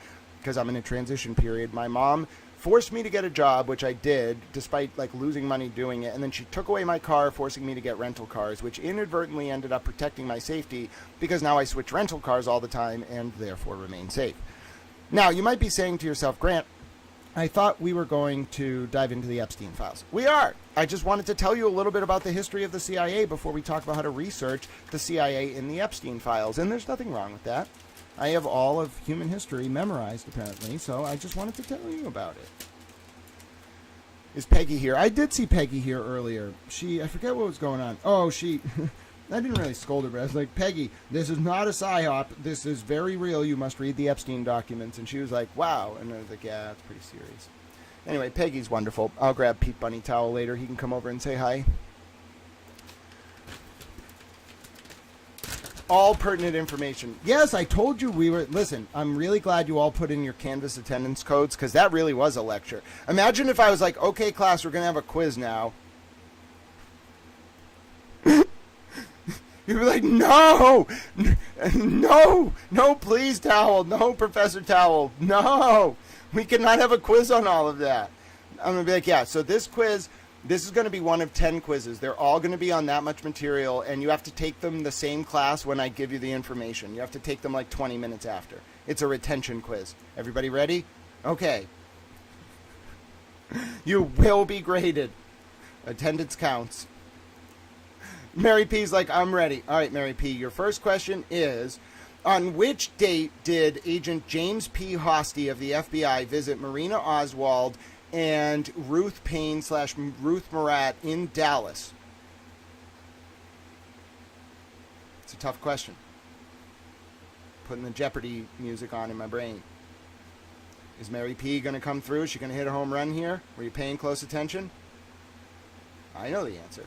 But it would be cheating if I told you. You don't even get options. You just have to know the answer. No multiple choice on this test. It's just literally I ask a question and you have to know the answer. You get no assistance and you get penalized for wrong answers too. No one would ever take my class.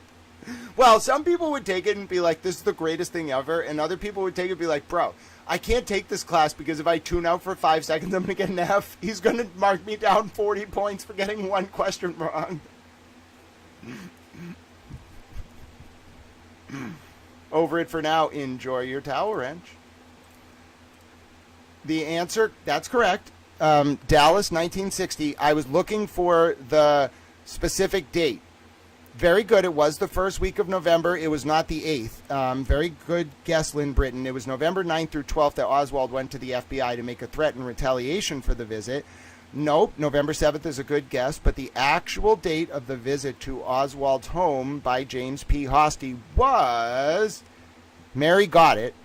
Mary P. did get it. It was Dallas, 1960. But the specific date was November 1st, 1960. Oh, it wasn't 1960. I'm so sorry, Mary P. It was November 1st. I thought you said 1962. It was November 1st, 1963. It was 3 weeks before the assassination. Very close. Very close. The house where Marina was residing with their infant child. Yes, Mary P., you got that part right. And also with Ruth Murat / Ruth Payne. Notice how just someone saying the name Ruth Payne was a stinger because I insulted someone by saying they had less integrity than Ruth Payne led me on a 30-minute rant about the history of the CIA.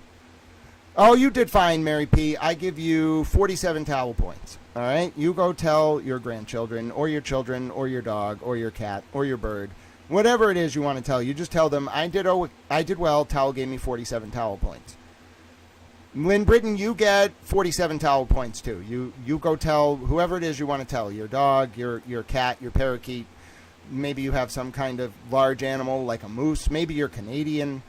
You know, I don't know what to do. Maybe you're from Denmark, like Broken Baker, so you go tell the king, you know. I have this theory that all the people in Denmark can just walk up to the king and be like, hello, kingy, I think I would like this. And the king's then like, oh, okay, I will grant you a royal Danish audience.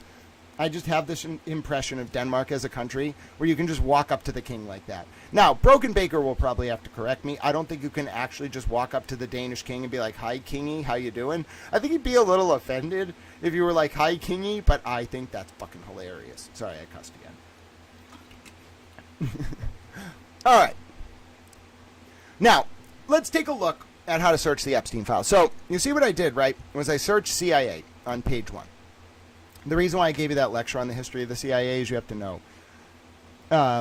No, the high score is 50. So if you get a 47, you actually got a 94. So very good job. You all got A's. All right. Now, take a look at this one that I found, okay? Like, I found a few ones that, like, reference the CIA. This is how I found that one about the Obama DOJ counsel. Now, here's one where, like, Larry is, like, I think the pilot, where Larry is talking to Jeff Epstein, and he's like, don't worry, Jeff, I got the plane booked, and by the way, the minivan looks CIA style. It's just tinted front windows like the Secret Service van. Okay. Now, take a look at this one. Here's this guy, Boris Nikolic, who's like a, he used to work with Bill Clinton. No, Bill Gates. He was at the Bill Gates Foundation. And Nikolic's like on October 6, 2010, and I looked up if anything happened in Paris that weekend. It didn't. There was an attack like 5 years later in 2015 at the Bataclan or whatever, but it was not the weekend of October 6th. There was something in Pakistan, I think, that weekend of October 6, 2010, but I couldn't find anything in Paris. So anyway, Epstein's like, Boris, like with the Bill Gates Foundation, I think at the time, like, is there anything you want for me to arrange for you in Paris? And Boris is like, spending some time with you will be enough, my friend. I got a strong warning from friends very high in CIA.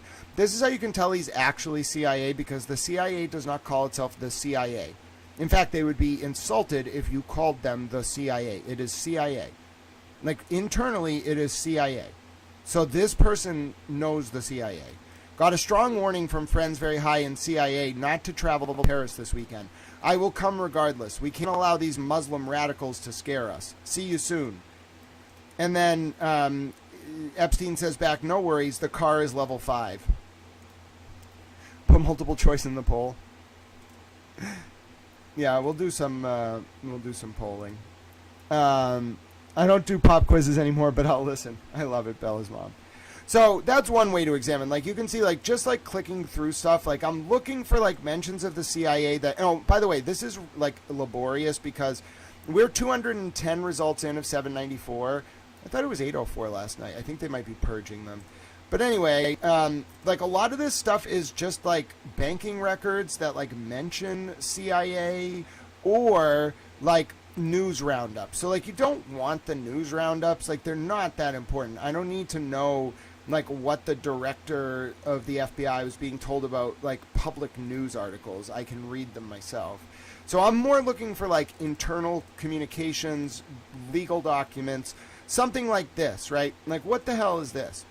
Why is this person saying that they're going to be doing something about private placement? And why do they have to represent that they're not an informant and that they're not associated with any government agency such as Secret Service, IRS, FBI, CIA, SEC, Banking Commission, or any agency whose purpose is to gather information regarding such offerings?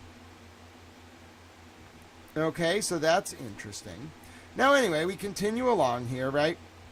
Now, look what I'm doing. Like, I'm scanning them, okay? Like, I see that's just a repeat of the prior email, you know, the one with Boris Nikolic.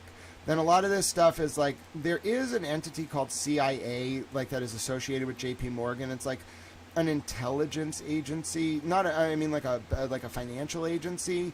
We'll take a look at that. But anyway, then there's this like weird reference where this guy named David Stern, it's not the David Stern with his NBA fashion issues. It's actually this like German cryptocurrency engineer. So anyway, this guy's emailing with Epstein. He's like, bro, I got like this idea for a company. I want to call it Langley's. You know, it sounds noble and historic, and it means nothing. The first Duke of York was from a city called Langley, and I'll rename the existing Asia Gateway UK so the company has a history. And I want to call it Langley's Capital Investment Consulting Beijing. That's required by Chinese law. These damn commies. In Chinese, it would be Long An Li. And if you've ever wondered, are these rich people using like cryptonyms to hide like meaning? Yes, in company names. Long, dragon, stands for power and the imperial sign. And security, trust. The core stroke is female woman, the stroke of the character. And presents our love for P. Yeah, I think these guys like commoditized women's like private parts. Li, and I mean that in every way possible. They thought of women as literally like something you buy at a supermarket. Profit, benefit, advantage, sharp. Read together, it stands for Dragon Secures the Benefits. What do you think? Epstein says, the CIA is located in Langley. The only problem I foresee. Yeah, like Langley, where the CIA is located. That Epstein then says the CIA is located in Langley. That's the only problem I foresee. And then Stern says, I thought about that for a while, and my feeling was that in Europe, US, it's not a problem. Am I wrong here? And in China, we are known as Long An Li. Oh, he was worried the Chinese were going to realize they're CIA. Oh, dude, whoever released this shit literally wanted to destroy the CIA. This shouldn't have been public for 50 years. Wow. Oh, and the other shitty thing is about this, sometimes you have to get 4 different versions of the email, because like one version will only have the first 3 replies. What you want is like the full kit and caboodle. You know what I'm saying? It's a lot of threaded emails. So anyway, we're just going through, and so this is, if you're wondering, like, Grant, wow, like, you're not getting tips. You are manually going through everything. Yeah, and I'm teaching you how to do it too.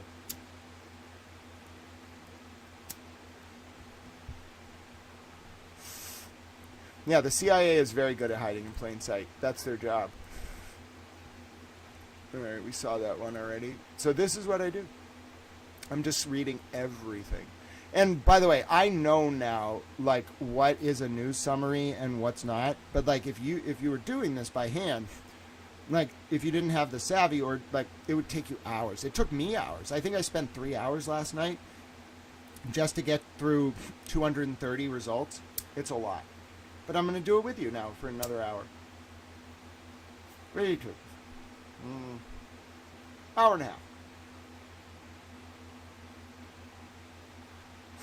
So anyway, a lot of this stuff is news summaries. There was this really cool article Epstein was reading about Haldeman and Nixon and Watergate.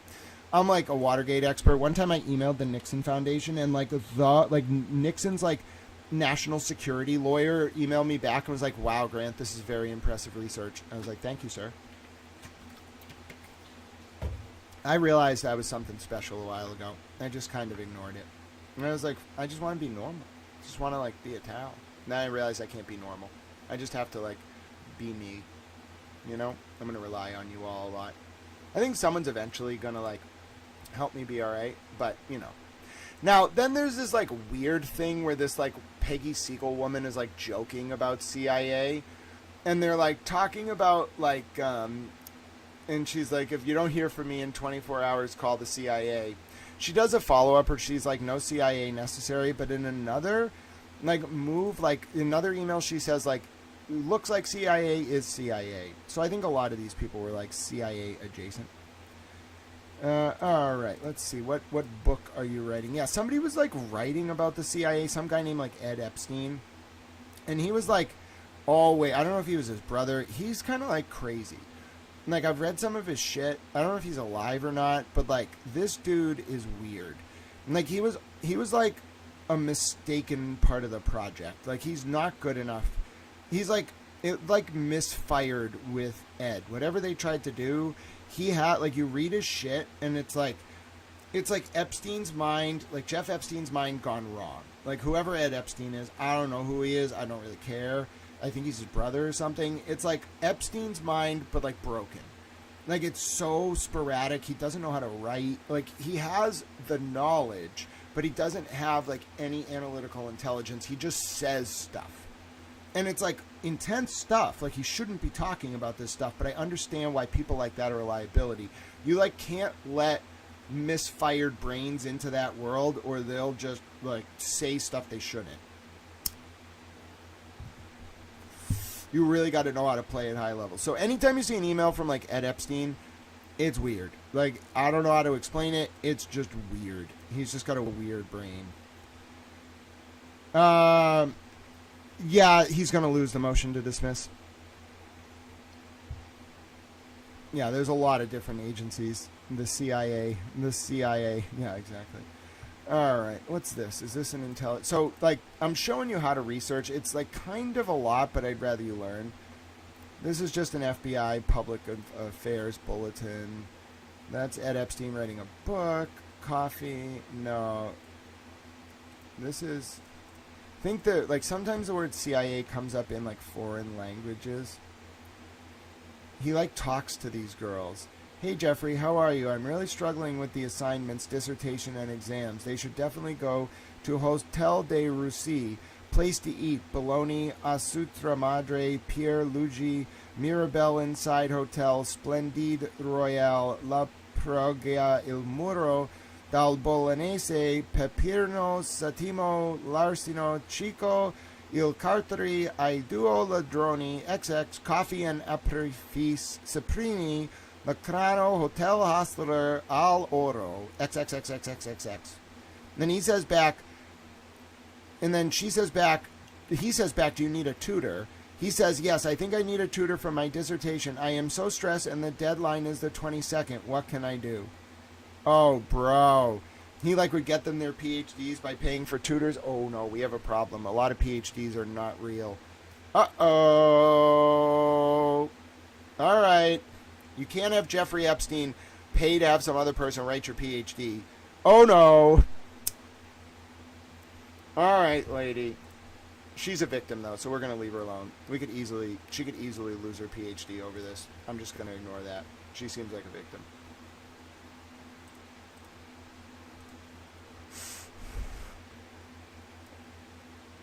Oh, no.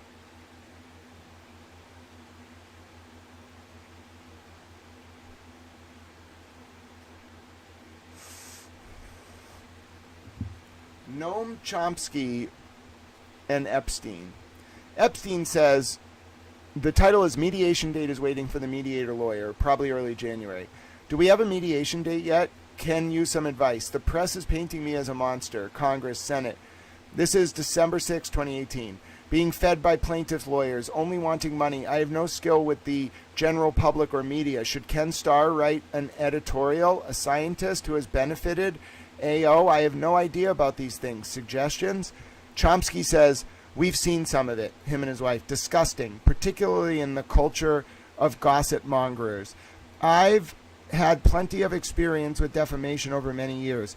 And he's saying people have called me a Holocaust denier, a secret agent of the CIA, dedicated liar, etc. There are books, articles, websites devoted to denouncing me in the most vicious terms. My feeling and experience is that there's virtually no point responding. It just leads to renewed attacks and to 99% of people who will never look into the matter. The conclusion is that where there's smoke, there's fire. Yeah, Chomsky. These things have a half-life. The best reaction, I think, is to just stay above the furor. Wait it out. Go on with what matters. Like real friendship, deep and sincere and everlasting from both of us. Noam and Valeria. That's disgusting, Mr. Chomsky. Yeah. No, that's the professor, Noam Chomsky, telling Epstein, like, to just ignore it.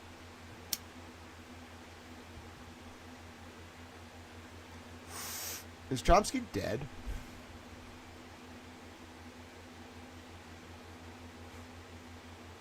Let's check. He might be dead. Oh, he's alive? Oh, God. What are we going to do? He's like 97. Bro, you cannot charge someone who's like 97. Like, what do you do? Bro, he's got to, like, confess or something. He's got to make a video and just be like, yeah, I fucked up.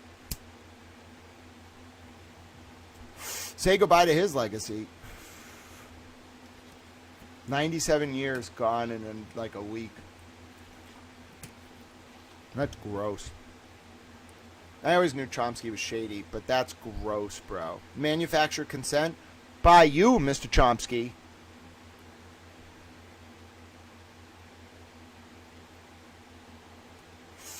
I got things to say to these people. Just let me at them. Verbally. Give me them all. Give me all of them. They get 30 seconds with me each. I yell at them. I make them feel terrible. They move on. Alright. What is this? I already did age verify. Why are you bothering me?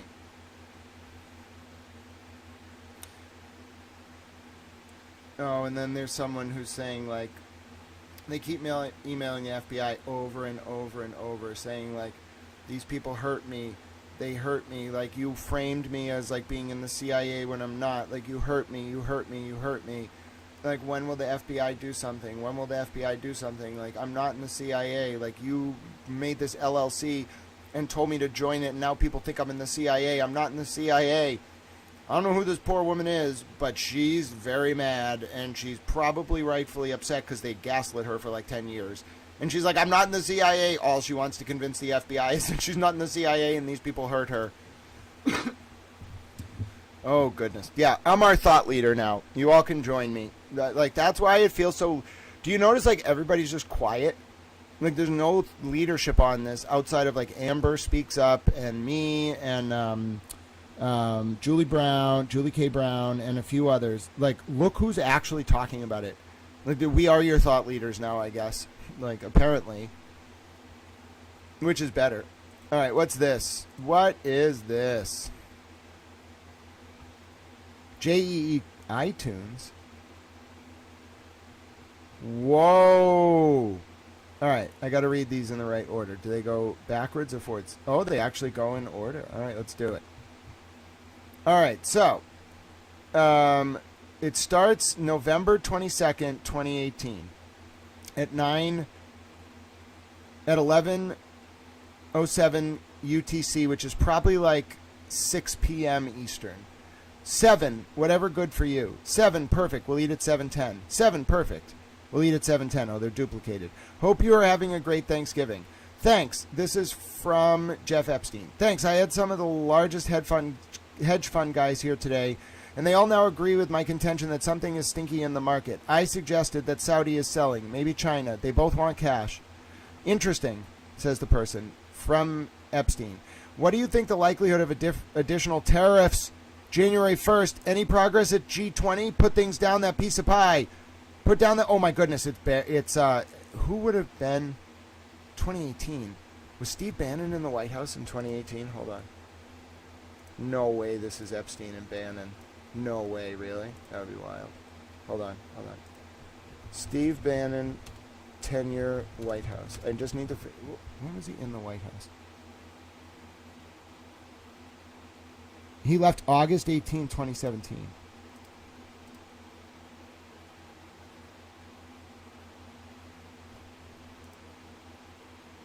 No, he was gone. So who was in the White House in 2018 dealing with economics? 2018 Trump White House economic team. Hold on one second. Larry Kudlow, Kevin Hassett, Steve Mnuchin, Wilbur Ross, Peter Navarro. All right, so we got to do something here. Hold on. We got to do something. Yeah, I guess Bannon could have been getting leaks. So here are the people I think it could be. Kudlow, if it's not Bannon, it's either Kudlow, Hassett, Mnuchin, Ross, or Navarro. Because who else would have information about tariffs? Bannon might have still been getting leaks, which is very possible.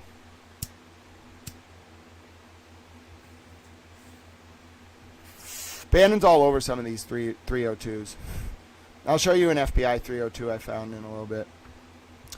All right. Trump, this is from the person sending it to Epstein. Trump needs a win and is getting huge pressure from Mnuchin and Kudlow, so it's not either of them, Wall Street faction. But everybody else is saying no deal possible. Markets keep crashing, will all depend on Trump's mood. Epstein says, run in 10 minutes late. Person says KK. And then... Oh, wow. There may be a video of Khashoggi. If so, game over.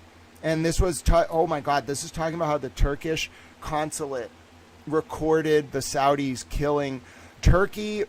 Erdogan and Turkey recorded the Saudi consulate. They had it bugged, and they released the recording of the Saudis killing Khashoggi. I'm sure they do. Happy Thanksgiving, dear Jeffrey. I'm told there might be a video of the Khashoggi issue. If so, game over. Don't say anything about Stanley's daughter getting engaged. It's a secret. Happy Thanksgiving. Okay, you too. I'm refocused on you having a press news base. Oh, it's probably Bannon. Even if it were called the movement, it is so structurally elegant. Privileged, funding, subscriptions, intel, avoid in-kind treatment, your notebooks, safe, etc.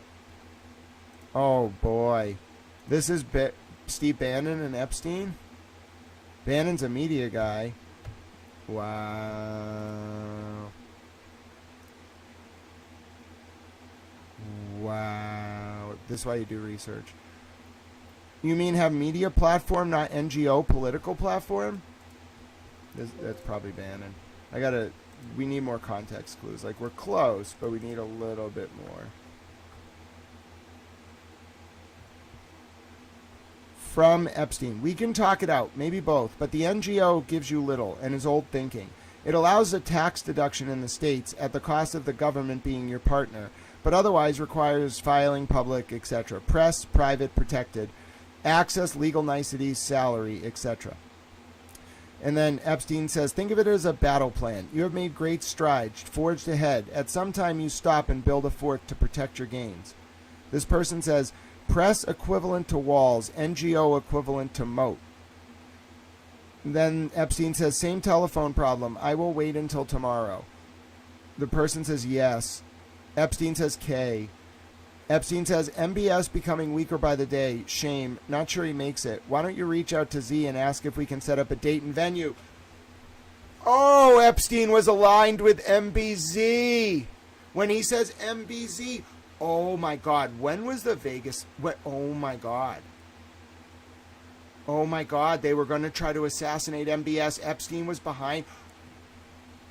Are you telling me that MBS brought down Jeffrey Epstein because Epstein tried to side with Mohammed bin Zayed?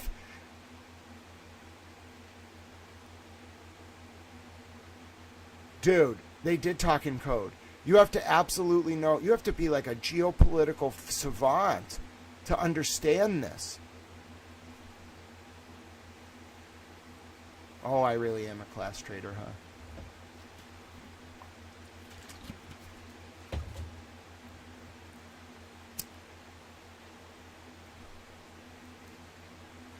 I'm literally the best at what I do, huh? Wow. Wow. All right. That means we're doing this at my pace, on my terms.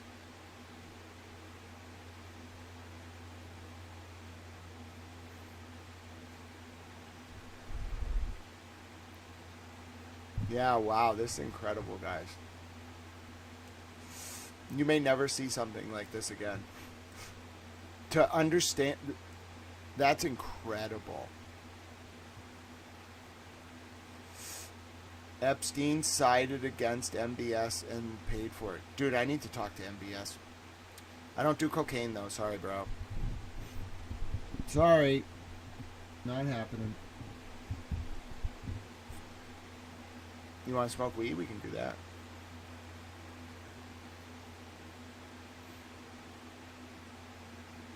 And I want those paintings. What the fuck? Sorry. Those paintings belong to the people of Massachusetts. Give us the paintings. And we'll deal with the other stuff. Give us the paintings. I want the damn paintings. They're ours. Turns out Khashoggi's family, Adnan Khashoggi, was definitely behind the Isabella Stewart Gardner Museum heist in an attempt to leverage the Patrick Connors strategy or Miles Connors strategy and in turn get Adnan Khashoggi out of U.S. prison. Give us our talk to the Sultan of Brunei, call the King of Monaco, Mohammed the Sixth or the Fourth, Your Honor, Your Highness, the Honorable Mr. King. Give us our paintings back. Why is this so difficult? Do you understand? We deserve those paintings. They're our paintings. Isabella Stewart Gardner gave them to us. Literally, the people of the Commonwealth give them back. Why can't we have them? They're ours. Mr. Bin Salman, Your Highness, we need to talk. Okay, I just want the paintings. We can deal with everything else, especially if you're opposed to extremism. I have some questions about Josiah and this whole, Ministry of Foreign Affairs operation. I think we got to talk a little bit about. Just elect me, folks. Just elect me to something. And then send me out into the world and let me talk to all these people. I'll be like, so, about that text that Jeffrey Epstein sent to ostensibly Steve Bannon in November of 2018, do you think he was part of the group that was trying to kill you? MBS, I'm a little worried he was trying to take you out there because he was an MBZ guy. And MBS would probably be like, yeah, that's why I imprisoned half my family, in the Four Seasons and Riota. Got to send him a little lesson. I'd be like, bro, you know how to send a lesson. He'd be like, yeah. I'd be like, I'm an American, though, Can't mess with the Americans. He'd be like, we did, though. I'd be like, I know, I got a problem with that. He'd be like, it wasn't me. It was MBZ. I'd be like, I can go with that. We can go with that. As long as whoever MBZ was aligned with is willing to apologize, we can go with that. You kind of killed 3,000 Americans, civilians.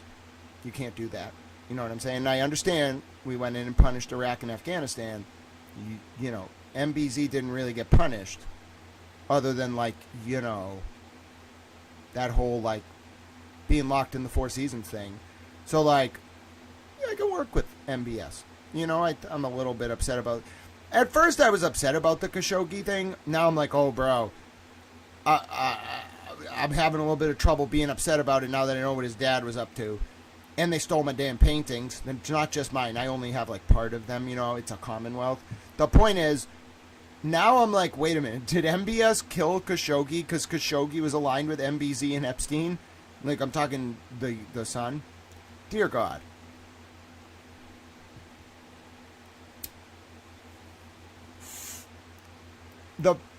The most sense I can make of this is that Epstein was a triple agent. He was recruited initially. It seems like initially it was Israel. But then he quickly outgrew them and started working with the SVR and the KGB. And then he outgrew them and started working for us.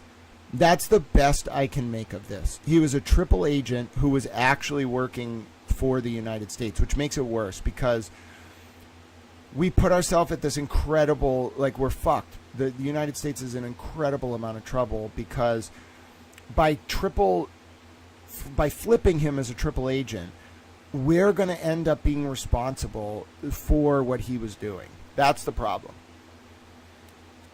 It started off as it sounds like it started off as like an arms trafficking thing with the Khashoggi family and the Saudis, the old Saudi regime, the Wahhabists, that kind of emerged after 79 to ward off like an Iranian-style revolution in Saudi Arabia.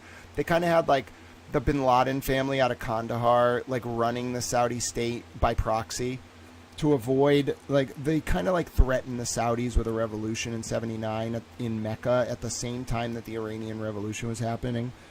And so what seems to make the most sense to me is like the Middle Eastern powers that be flipped like Epstein. He started off recruited by Maxwell's father. And by the way, Maxwell's father died on a yacht that belonged to Adnan Khashoggi previously or after the death. So I think Mossad recruited him. SVR and KGB flipped him via Adnan Khashoggi. And then we flipped him again. That makes the most sense. And then by we, I mean the American intelligence community, ended up getting blackmailed. I'm not in the intelligence community. But the United States ended up getting blackmailed because to work with Epstein meant that you used brothels and children to control politicians. And so once the U.S. was in it, we were in it. And they got us. We're going to have to unravel all of this as a society. A lot of people are going to resign from their positions. Some of them are just going to go quietly in the night. Like, they'll just take pills or something. It's very sad.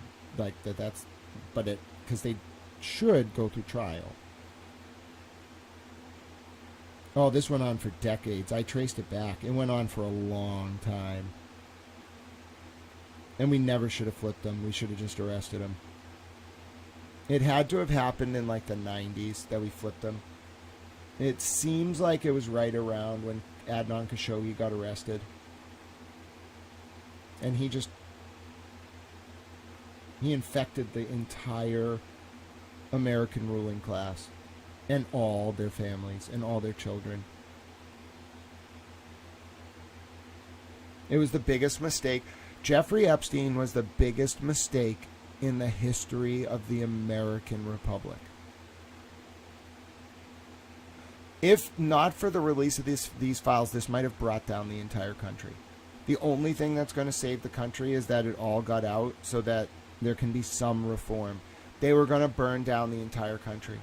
Our enemies, the Chinese, the Russians, they were going to blackmail all of our politicians for decades. They were going to own us.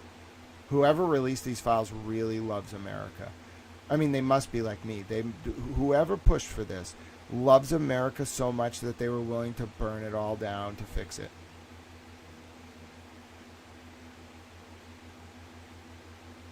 I'm in awe. You don't understand what these text messages mean. They're incredibly insightful if you know what you're reading. Good thing we did a lecture on the history. I forgot to do the Saudi Arabian lecture. I did it for you in like 3 minutes. The Saudi Arabia component of all of this is fascinating. You really got to understand like Saudi Arabian like politics and like King Salman and like the way the crown prince functions among the other princes. Like It's a very unique political system. It's like a autocracy. It's a religious Islamic autocracy. But it has factions. Just like America, it has political factions. Yeah, so that's why I'm thinking I might have to run for office. I know so much. There's no point in knowing all this unless I deploy it actively. And it's current, too. You give me a PDB, I could do some I could do some good. Like, this is just me interpreting very coded exchanges between high-level intelligence people, but give me an actual PDB and I could really fuck with some of these people's minds. Like some of these countries, I could really fuck with them for fun and really help America.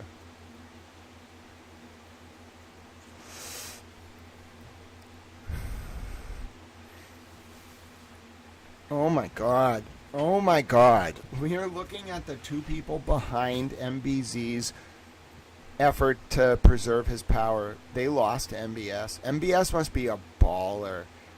I'm kind of scared, like, he uses bone saws, but also, like, as long as he follows diplomatic protocol and doesn't use a bone saw on Americans. I guess Khashoggi was an American. But Khashoggi wasn't an American. He was an intelligence asset, and his dad did bad things, and they stole my damn paintings, so... I mean, maybe you shouldn't have used a bone saw, but, like, he wasn't no innocent civilian. He stole my damn paintings. I'm upset. My opinion of the Khashoggi assassination has changed drastically in like 30 minutes. Oh boy. MBS is in UAE now. How the hell did you know where he was? You were tracking him, huh? Is this Bannon? How were you tracking him? I thought today was Tunis. He's on a road show. I'm pretty impressed by how they are trying to power through this. Yeah, bro, he won. Yeah, just departed MBZ. You were with MBZ? Epstein says, my best guess is that it becomes impossible for him to sit at the table of leaders. You were wrong. Holy shit, you were wrong. MBS is a boss. And have any gravitas left? Yeah, dude. He is running Saudi Arabia right now. You bet on the wrong horse. Oh my God, Jeffrey Epstein fell because he bet against Mohammed bin Salman? That's some shit. I mean, it makes perfect sense based on the Khashoggi connection, but my word, like, international geopolitics is such a dangerous game. He made one wrong bet, and I mean, he's an evil man, but one of the smartest men in the world made one wrong bet on who was going to be the heir apparent in Saudi Arabia, and he collapsed. He literally was, like, brought down. That's some high-stakes shit. He didn't know it either. He's so dumb. How can you understand the evolution of Saudi Arabian domestic geopolitics and then bet on MBZ and get it wrong? You basically bet your entire fortune, everything you had, your freedom, your life, you bet it all on MBZ, huh? I've heard MBZ was a boss. I've heard he was like American Intel's guy in the Middle East for decades. The Germans, too. Like, you wanted something in Saudi Arabia and you were Western Intel, you went to MBZ. He was their man. And he was the heir apparent. Oh, my God. Are you telling me? First of all, this is definitely, I'm pretty sure, I'm 95% this is Steve Bannon. And notice Epstein was using his alternate email. He wasn't using JEE Vacation. He was using JEE iTunes.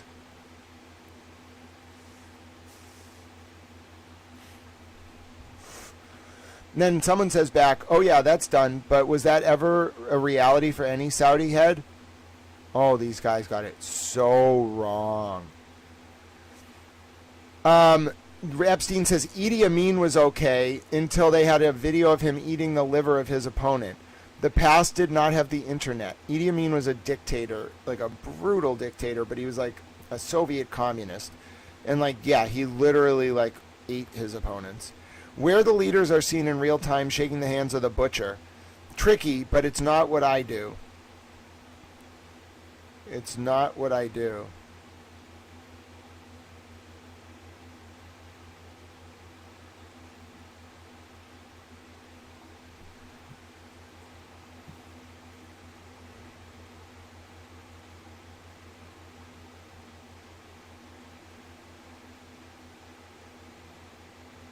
Does he mean to say it's not what I would do, but it's not, or does he mean to say it's not what I do?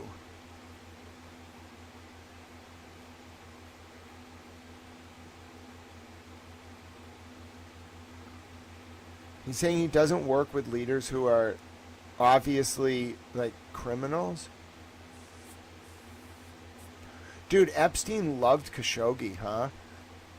So I'm getting it now. The assassination of Jamal Khashoggi like ended Epstein's life basically, because he was so mad about it that he tried to get back at MBS by really going all in on MBZ, and then MBS took over Saudi Arabia and probably did Epstein in. I guess we found out who has more money than Epstein and power.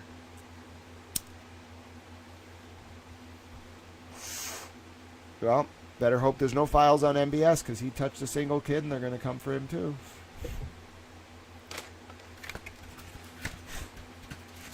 The only people who are going to get out of this are the people who did not have sex with children. Sorry. Like, you had sex with a kid, it's over. So anyone who thinks, like I'm telling you, in power or otherwise, there's clearly documents on all these people. The only people who are going to be in politics after this are the people who didn't have sex with children. And frankly, that's a pretty good rule, pretty good baseline. Like, people in politics, we can set all sorts of moral rules, ethical rules, laws. Like, as a baseline, never having sex with a child in your life is, I think, like, let's set that as the baseline, okay? First question on the, like, you know, qualification form. If you answer yes, you cannot run for office, okay? This is hard for me. I didn't think this needed to be said. I thought everyone knew this, but apparently we have to like start over. So let's start from the beginning. Baseline qualification for life: do not have sex with children. All right. I didn't know we had to actually do this as a lesson. I just want to tell you, it's wrong. It's bad. It hurts the children. Don't do that. If we can get all, like, I'm going to have to treat these judges and lawyers and doctors like children now, the way they didn't treat the children, and teach them rather than hurt them. Okay? Start there. You cannot have sex with children. There's never, nope, just no. Don't say but, don't say what, no. Stop. Baseline. Don't do that. Okay? Then we'll go from there. If we can all start there,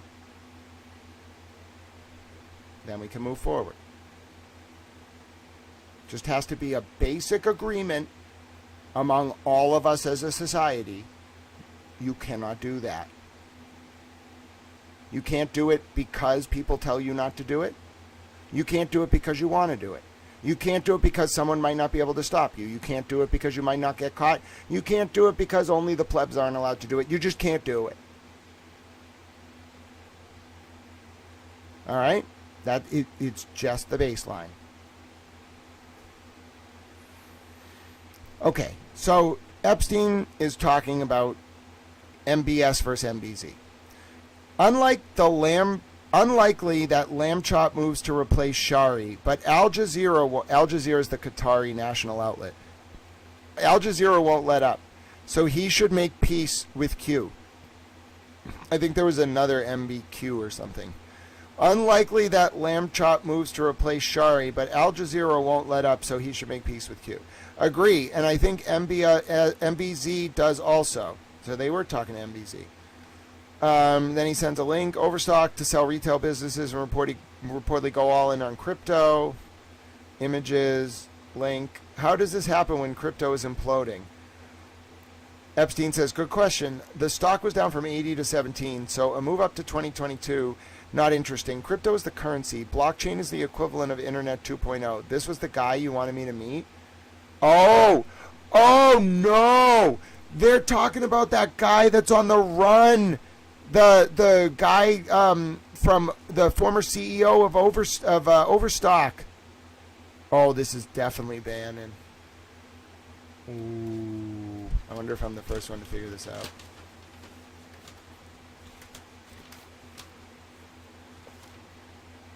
Oh no, that's that guy who has the YouTube show.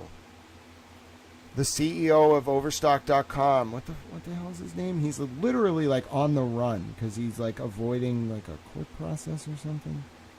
Hold on, give me a second. What the fuck? No, give me a second. I don't want that. No, I do not want that. Get rid of that. CEO Overstock Middle East. It's like Patrick something. Patrick Byrne. I think they're talking about Patrick Byrne. So Epstein saying that Bannon wanted him to meet Patrick Byrne. Yeah. I don't think he was I'm pretty sure Patrick Byrne was like involved with Bannon. Seems like Epstein had not met Patrick Byrne as of 2019, but Bannon wanted to get Patrick Byrne in Epstein's circle 1 year before his death. Let's see. Guy you wanted me to meet, and then it looks like Bannon says back. I can't tell if it's Bannon, but someone says back, no need to. I spent time with him, kind of a flake. Oh, they talk trash about Patrick Byrne. Oh, he didn't meet the criteria. Oh, that's humiliating. And notice they didn't use his name. So unless you couldn't search Patrick Byrne to find this. You have to use the context clues from the link. Come on.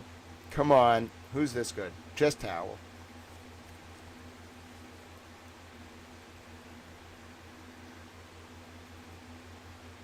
Just Towel. So anyway, when they were planning his interview that just came out? I think. Let's see. I'm not sure if you find me the date of when that interview was published, Spacey 118. Or let me see. Hold on. I'll just look it up for you. I don't know. Date Epstein Bannon interview was recorded. It should be on there, like on the actual video. When was it actually recorded?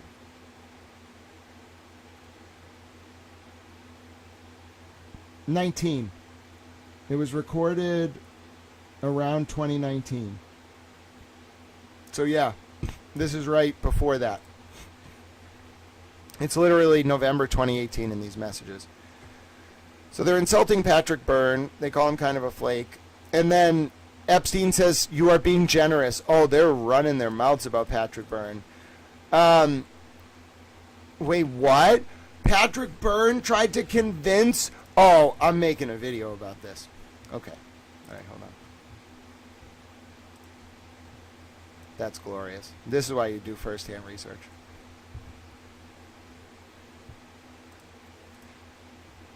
Hey, folks. My name's Grant Smith Ellis. I've been perusing through the Epstein files, finding CIA agents revealed like Obama's former general counsel, finding documents linking police explorer programs like Robert Devine's in Stoughton, who was tied to the Sandra Birchmore murder cover-up, to a network of brothels run by Jeffrey Epstein's network, where Ghislaine Maxwell was the property manager, and state police, local police, and otherwise would be used as enforcers and pimps to keep the children who were abused and then groomed in line. I'm reading this file, EFTA 01210935. I'm on page 13 of 17. It is a series of text messages between an unknown sender that appears to be Steve Bannon, but it's unclear, and Jeffrey Epstein, circa November 23rd of 2018. Now, there are two very interesting developments in these emails. First, there's a very interesting discussion about the nuanced geopolitical constellation of Saudi Arabia as King Salman was trying to choose who would be the crown prince, Mohammed bin Zayed, or MBZ, and Mohammed bin Salman, MBS. Now, out of nowhere, Jeffrey Epstein says to the unknown person, MBS becoming weaker by the day, shame, not sure he makes it. Why don't you reach out to Z and ask if we can set a date and a venue? Epstein was trying to side with MBZ, Mohammed bin Zayed, in Saudi Arabia, who was the crown prince, until King Salman changed his mind and selected MBS as the crown prince, and then MBS did a coup and imprisoned MBZ and a bunch of other members of the Saudi Arabian royal family in the Four Seasons in Riyadh. Right after this, Epstein was trying to take over Saudi Arabia and keep control through MBZ. MBS power played him. And then you can see the unknown person says back, MBS is in UAE now. And then Jeffrey Epstein says, I thought today was Tunis. He is on a road show. And then the person says, I'm pretty impressed by how they are trying to power through this, probably they being MBS and his allies. This was after the murder of Jamal Khashoggi. And then also it's important to understand that Adnan Khashoggi, Jamal Khashoggi's, I believe, father, Adnan Khashoggi was a gun runner who was involved with Epstein for decades. They ran a similar operation where they funded Khashoggi's gun running with like brothels and the abuse of children. Epstein was like an intelligence asset who moved around from different agencies and then eventually became superior to them all and ran a contracted private intelligence agency for the world's wealthiest families, using a network of Gestapo paramilitary enforcement officers who were police, state police, local police, federal police around the world. It popped up in Massachusetts in particular because of Epstein's connections to institutions of higher learning, and MIT, Harvard, etc. So there was a brothel in Stoughton that Epstein clearly visited. There was a state police unit and a guy named Robert Devine who were working for him here, but that's just a microcosm of the network that was operating all around the world. So in any event, Saudi Arabia, it appears that Jeffrey Epstein was working with Adnan Khashoggi, and Adnan Khashoggi was tied into the former sort of powers that be in Saudi Arabia, which were tied to the bin Laden family, which were Wahhabist extremists who got shadow control of Saudi Arabia after 1979 when they threatened to do an Iranian-style revolution by capturing the Black Cube in Mecca. Okay, Saudi Arabia preserved its territorial integrity by making a deal with the bin Laden family. They're part of what's called a Wahhabist sect of Islam. They're very radical. And therefore, every Saudi sort of like ruler from 1979 onward had to go to Abbottabad and speak to, it might have been Kandahar, speak to the bin Ladens, get their blessing, then they could become the crown prince. So King Salman had been working with MBZ, who was a very radical person for a very long time. MBZ was supposed to, Mohammed bin Zayed, was supposed to be the heir apparent to the Saudi Arabian throne. Jeffrey Epstein was an intelligence asset who was around Adnan Khashoggi and MBZ for decades, but then Epstein got bigger than both of them. It ties into a litany of complex geopolitical developments and even the theft of the paintings from the Isabella Stewart Gardner Museum, which was apparently a pressure tactic that Adnan Khashoggi's people learned from Miles Connor when he did something in 1975, which involved stealing a painting to get a reduced federal sentence in Massachusetts. In any event, Adnan Khashoggi was sort of the root of Epstein, and so therefore Epstein's very tied into the Saudi Arabian domestic power structure. Well, in 2018 into 2019, MBZ got overthrown as the crown prince, the heir apparent to King Salman, aka the next king of Saudi Arabia, the power behind the throne, and in his place up stepped MBS. Immediately, things got really dirty. First, MBS assassinated Adnan Khashoggi's child, Jamal Khashoggi, and Epstein was very close to the Khashoggi family. Therefore, this was the murder that took place in the Saudi Arabian consulate in Ankara, Turkey, and it was a very serious situation. Turns out that assassination really pissed off Jeffrey Epstein, who then tried his hardest to make sure that MBZ retained control of the Saudi Arabian princehood, the crown prince status, therefore ensuring control of the kingdom. You can see Epstein get it wrong. Epstein, and I think this is Steve Bannon, predict that MBS won't be able to get through the Khashoggi situation. And so in turn, they're saying that Mohammed bin Zayed, who is their man, these people, Epstein is setting up a meeting with Mohammed bin Zayed, MBZ, in November of 2023, okay, through this unknown person, which appears to be Steve Bannon. And they're talking about how Epstein says, my best guess is it's going to be impossible for him, MBS, to sit at a table of leaders and have any gravitas, especially if a video of them making Saudi sausages surfaces in the press. And listen, I'll tell you, this started because Epstein says, there's a video coming out of the Turkish consulate when, I'm told there might be a video of the Khashoggi issue, if so, game over. They thought that the Erdogan releasing the video of MBS using his foot soldiers to kill Jamal Khashoggi in the consulate in Ankara with a bone saw would take out MBS, and therefore MBZ would be able to retain control of the Saudi state. They were wrong. That's the context here, and they were wrong. All right. Epstein bet the farm on MBZ in Saudi Arabia, and MBS took control. And as a result, Jeff Epstein collapsed, along with his entire network. And so you can see Epstein and this unknown person are talking about how it's so bad because Idi Amin was okay until they had video of Idi Amin eating the liver of his opponent. The past did not have the internet, where the leaders are seen in real time shaking the hands of the butcher. Tricky, but it's not what I do. He would not support MBS because Khashoggi was Epstein's ally, and his family was funding Epstein and working with him, probably actually getting funded by Epstein. He was their money man for decades. So you can also see, like, unlikely that Lamb Chop, which is probably King Salman, moves to replace Shari, but Al Jazeera won't let up. So he should make peace with Q. I think there's someone called MBQ, like it was another crown prince. And then the unknown person says agree, and I think MBZ does too.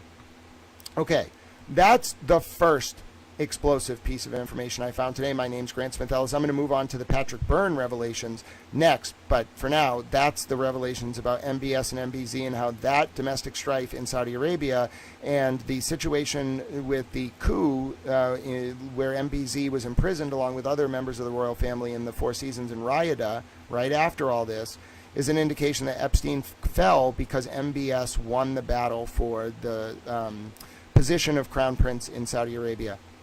I take my bow. I don't know how I know all that. My name is Grant Smith Ellis. I'm a towel. All right, we got to go right to another recording. Okay, hello, my name is Grant Smith Ellis. I'm studying the Epstein files right now, and to give you a brief recap, basically, Jeffrey Epstein was tied into a complex geopolitical network whose tentacles spanned the globe, and in particular, we're looking at how the files in the Jeffrey Epstein documents released by the DOJ last week have revealed a bunch of undercover CIA agents, including a former White House counsel for President Obama, who got the CIA agency medal on January 8, 2015, and then immediately, from Director John Brennan, and then immediately told Jeffrey Epstein about it in a plain text email. Okay.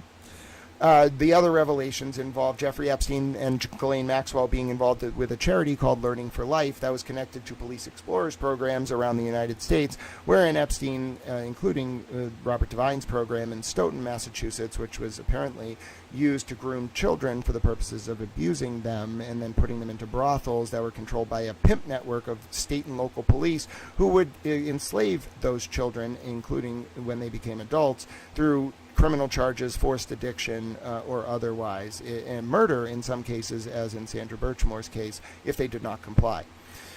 In any event, Epstein traveled to Stoughton, in fact, on July 8th and 9th of 2014. Bank records show it, which was the exact time that DA Michael Morrissey and Robert Devine were running a youth basketball camp, which we can find no records of on the Norfolk DA's website, despite every other basketball camp from 2012 through 2024 being up there. And the only record of the July 8th, July 9th, 2014 camp was on a Twitter post by the Stoughton Public Schools PR man, and he then made his account private as soon as I found that post and screenshotted it, backed it up, archived it, and then made it go very viral. I think the Stoughton Facebook internet group has officially gone into open, peaceful revolt. I think their town has like a lot of internal deliberations that they're going through right now. There's a lot going on in the world. So anyway, generally Gestapo state police units working to enforce Jeffrey Epstein's brothel network through a complex intelligence community operation that was basically transnational is probably bad. What's interesting, though, is Patrick Byrne, the former CEO of Overstock.com, and also someone who's very pro-President Trump. Well, look at this very interesting exchange here where Jeffrey Epstein links to a CNBC article that talks about Overstock selling its retail businesses and going all in on crypto. And then Mr. Epstein gets a message back from the unknown sender saying, how does this happen when crypto is imploding? And then Epstein says, good question. The stock, Overstock.com, was down from 80 to 70, so a move up to 2022 is not interesting. Crypto is the currency. Blockchain is the equivalent of Internet 2.0. This was the guy you wanted me to meet? Patrick Byrne they're talking about. And then the unknown sender says back, no need to. I spent time with, kind of a flake. Epstein says back, you are being generous. The unknown sender says back, tried to convince me he was CIA. Fantasist. And then Epstein says back, maybe he was using his seduction routine. And then Epstein says, give me a call. And then the person says, that was the pitch with the Russian girl. Patrick Byrne tried to use a Russian girl to get Bannon to hang out with him. And then Bannon says, cray, cray. I'm pretty sure it's Bannon. Cray, cray! They talk so ridiculously. And then Epstein says, Roger Stone, telling many that I am your funder.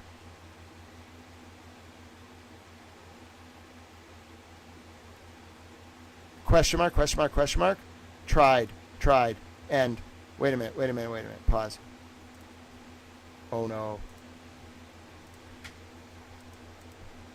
Roger Stone, Epstein, Bannon, funding. Oh, I think we got it.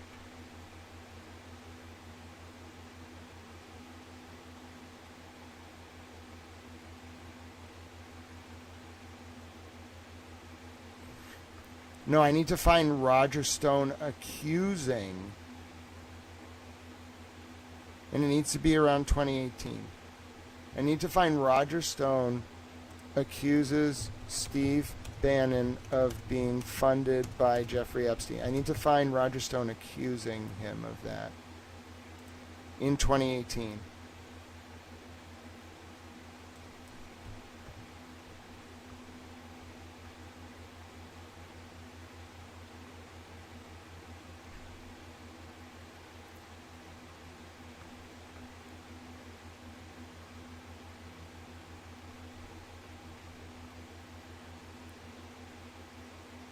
Wow.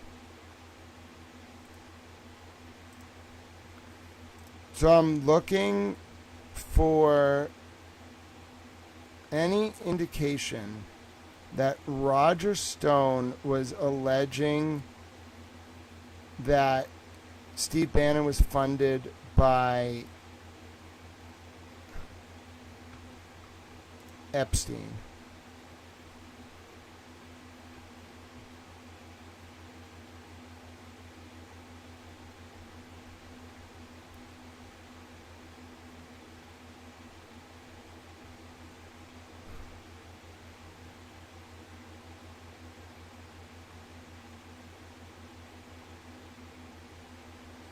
Okay. All right. I can't find the exact article, but that's a big clue too.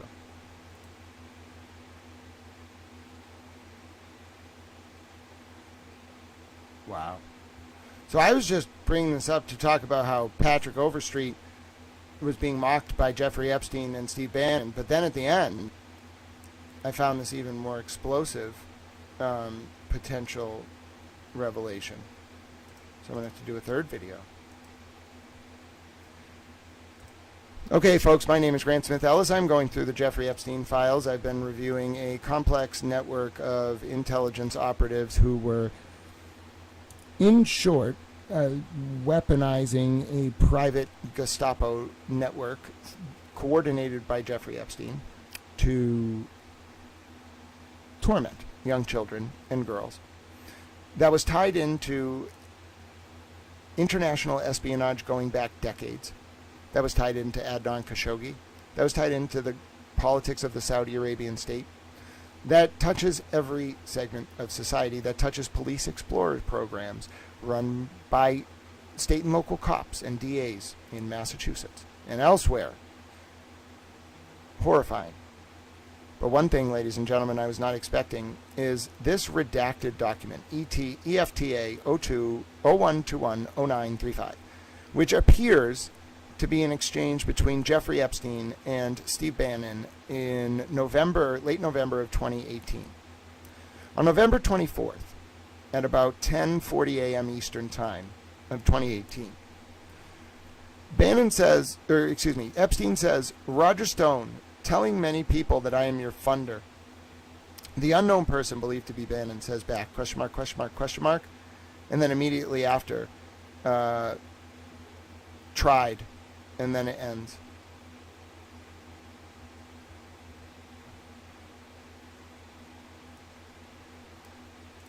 Folks, I think we might be looking at an extended series of text messages between Jeffrey Epstein and Steve Bannon.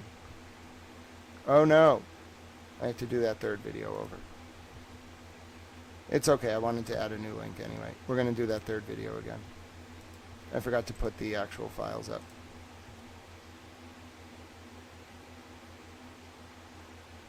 Interesting. I think they might have been talking about privately then.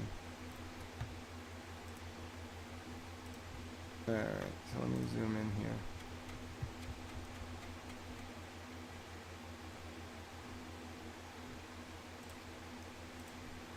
Alright, hello folks. My name is Grant Smith Ellis. I've been going through the Jeffrey Epstein files, wherein I found a complex intelligence network that was most certainly tied to the CIA, as Mr. Epstein was privy to the name of multiple undercover CIA agents. And Mr. Epstein got an email in 2015 when he was a registered sex offender from the former White House counsel to the Obama White House, now the top lawyer at Goldman Sachs, telling Mr. Epstein that that woman had been given the CIA's agency medal on January 8, 2015 by then-director John Brennan.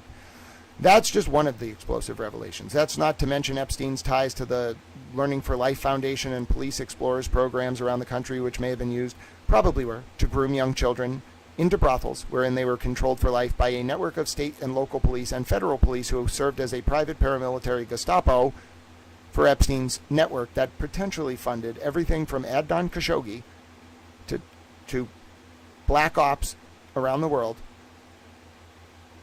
over decades. And it's all in the files. But what am I looking at here? A series of text messages between an unknown recipient and Jeffrey Epstein. This unknown recipient appears to be Steve Bannon. Why? Because on November the 24th, 2018 at 10:40 a.m. Eastern, Epstein sends a message to the unknown person and says, "Roger Stone, telling many that I am your funder." And the person says back, question, tried. And then the exchange ends. Now, if we take a look, ladies and gentlemen, up here, we can see Epstein and this unknown person talking about a number of things in this conversation. The document number is EFTA 01210935. Okay? The discussion starts November the 22nd. It immediately transitions into a conversation about Saudi Arabia, and then talks about President Trump, and it talks about members of the President Trump's economic team, Mnuchin and Kudlow, who were opposed to Bannon. Okay? Then it transitions into Epstein saying there might be a video of Khashoggi. If so, game over. That is a reference to when Jamal Khashoggi, who was clearly very close to Jeffrey Epstein, was assassinated in the Saudi consulate in Ankara, Turkey, by MBS. Okay? This is why this is so interesting. Epstein knew Khashoggi's father. Epstein's known this family for decades. He clearly was pissed at MBS for doing this. Epstein saying because there's a video, the Turkish government under President Erdogan was wiretapping the Saudi consulate and had video of Khashoggi screaming as he was cut up with a bone saw. Epstein was like, that's the knockout punch. It's going to take out MBS. And then Bannon's like, I'm sure they do. It's pretty clear it's Bannon. And then Epstein brings it up again. I'm told there might be video of the Khashoggi issue. If so, game over. When did the Turkish government release the video of Turkey releases Khashoggi audio? When did that happen? September 10th of 2019?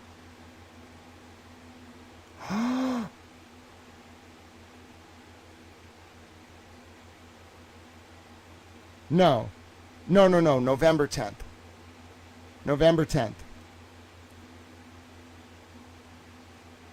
Okay, so this was public. I'm seeing it on NPR. I see it as early as October 13th. But it doesn't actually come out.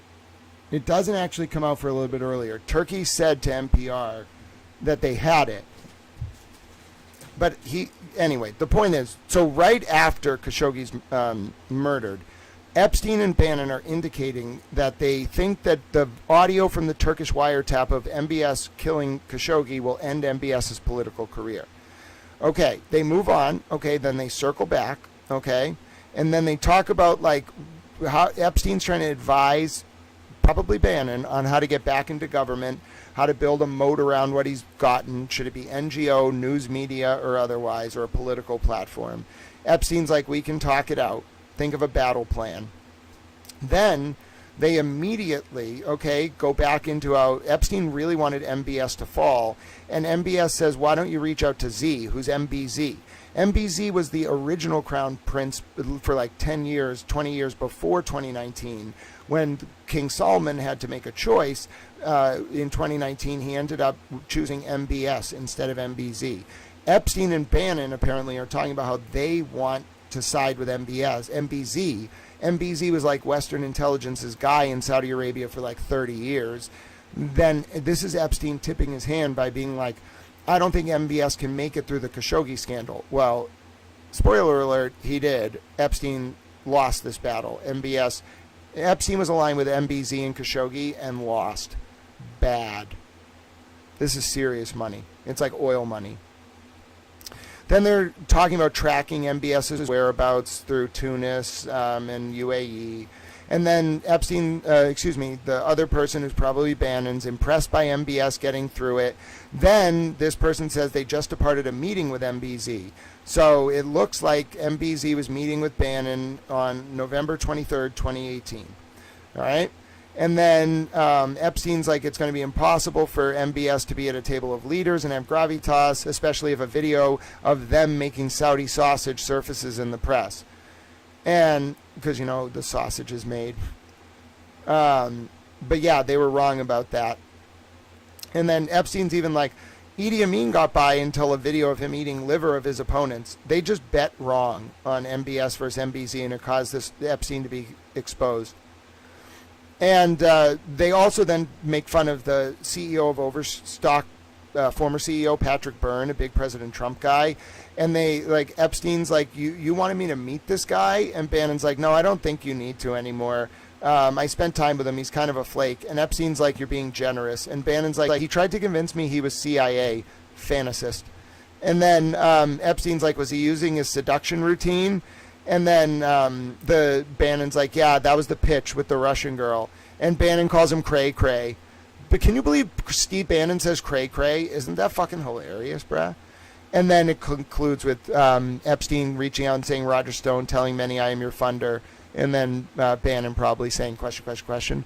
So there you go. My name is Grant Smith Ellis. I have just outlined to you how a complex geopolitical fight between Mohammed bin Salman and Mohammed bin Zayed, MBS versus MBZ, in 2018 into 2019, and Jeffrey Epstein placing a bad bet, his entire life, in fact, and his freedom and everything that he had horrifically built on the backs of abused and groomed children, because he made a bad bet on whether Mohammed bin Salman would be able to persevere through the Jamal Khashoggi assassination.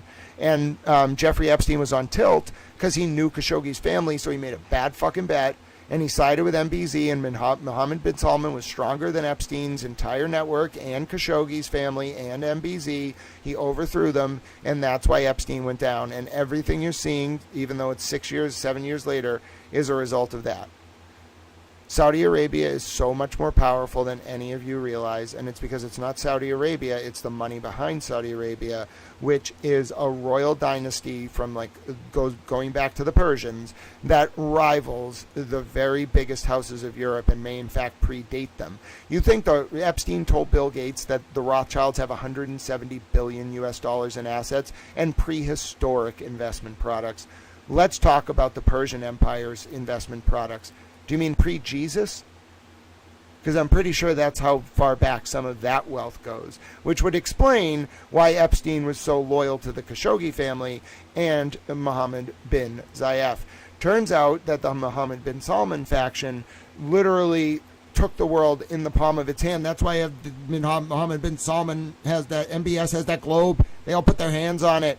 This man took the world in the palm of his hands. He took on Jeffrey Epstein, took on Khashoggi, took on the Wahhabist Islamists in Kandahar, took on the entire intelligence state, and won. He does a lot of cocaine. MBS, listen, I'm sorry to blow up your spot, bro, but if you want to do cocaine, at least be open about it. All right, maybe that's your drug of choice. I smoke CBD, you know what I'm saying? It's my only problem is you hide it. Like, you want to be into that, just be open about it, bro. We can be cool. I'm smart. You're smart. Let's play chess. I'm not doing cocaine with you. Sorry. I like my brain the way it is. That's the red line. No cocaine, no sex, no drinking. I'm sure you and I agree on the drinking thing. You know what I'm saying? No sex, no drinking, no cocaine. Right? I know Sherlock Holmes liked cocaine. No cocaine. Are we all on the same page? All right. Deal. I'm not sure how we got there, but my name is Grant Smith Ellis, and the point is I've absolutely figured out what caused Jeffrey Epstein to fall. And it was making a bad bet because he was on tilt like a idiot. I mean, he was an evil person, so I don't care that he's an idiot. But you want to play poker. You want to play on Zygmunt Brzezinski's grand chessboard. You cannot go on tilt because Khashoggi got cut up with a bone saw and make a bad bet against MBS. Terrible life decision. I mean, I'm glad it happened to him. I'm happy for you, Epstein and Maxwell. I'm happy. I'm also a little terrified of MBS, but the point is, this thread is fascinating, tells a lot about Steve Bannon, tells a lot about Jeffrey Epstein, and tells a lot about the geopolitical orientation of the world over the past 50 years. Why they talk in this kind of coded language, I don't know. I guess it's because that's what people in politics or international espionage do. Why I understand it? I guess I've studied a lot of documents. Anyway, the reference ID is EFTA01210935.pdf. My name's Grant Smith Ellis, and I've just taken you through another series of explosive revelations. I'm trying to teach people how to research the Epstein files. All I was doing was looking up the word CIA. I happened to see this like little thing in this reference about like some guy saying he was CIA and them mocking him. This one right here. See, dataset 9? You've got to click everything. I clicked this random one, okay, because I saw CIA, fantasist, message. Did I know it was Steve Bannon? Did I know it was Patrick Byrne they were talking about? No. And then I went through a 17-page PDF with the towel, friends. That's how I found it. This is research. This is journalism. Let's do this together. We will crowdsource it. And I'm a towel. Support my work. Money sign Grant Smith Ellis on Cash App. Venmo at Grant1. PayPal.me/Grant Ellis. Subscribe on YouTube. YouTube.com/@Grant Smith Ellis. Twitter, Instagram, Facebook, whatever it may be. Do some good in the world today. This is how you do this research. We have to all do it. The media is being held hostage. They kidnapped Guthrie's mother or whatever it is. We have to do it together. I'm a towel. How was that? I'm a translator of sorts. Yes, it is a pattern. Understanding the coded language is good. It means that you have studied politics. It must be fascinating for you all to hear me talk. Do you feel like you're like watching like this like very unique mind? Hi, Swiss Miss. I'm a towel. All right, now let's make posts about each of the things that we just did. Okay, watch me make the posts. Okay. No. It appears that in a redacted Epstein files Epstein files text conversation, Jeffrey Epstein and Steve Bannon were talking about how Epstein thought MBS from Saudi Arabia was never going to make it past the Khashoggi, this is going to be hard to spell, Khashoggi assassination. Epstein and Bannon backed MBZ, and it cost both of them dearly. Also, Roger Stone accused Bannon of being funded by Epstein, and it caused Epstein and Bannon to freak out. You are wonderful and also hilarious.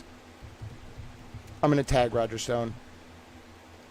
Where's Roger? He's definitely on Twitter. If you banned him from Twitter, I'm going to be so mad. Why is Roger Stone not on Twitter? It must be like the Roger Stone. No, what? Where are you, Roger Stone? I demand your Twitter name. Hold on. I need to go find his Twitter. I want to talk to him about when he sabotaged Senator Muskie. Oh, it's Roger J. Stone Jr. I want to talk to him about when he sabotaged Senator Muskie's campaign for Nixon in 71. Please, I want to talk to you so bad, Roger Stone. You are hilarious. You're the best troll I've ever seen. And I want to talk about G. Gordon Liddy and E. Howard Hunt. And a little bit about Gemstone. Just a little bit. You don't have to tell me a lot. I just want to know if the commies were funding the Democrats in 71. Is that too much to ask, Roger Stone? It's really not. If the commies were funding the Democrats, you just tell me. All right, you know what I'm saying? You just tell Little Towel, I'm okay with it. I hate the damn commies. You should see Pete Bunny Towel. He hates the commies. All right, you are wonderful and also hilarious, Roger Stone.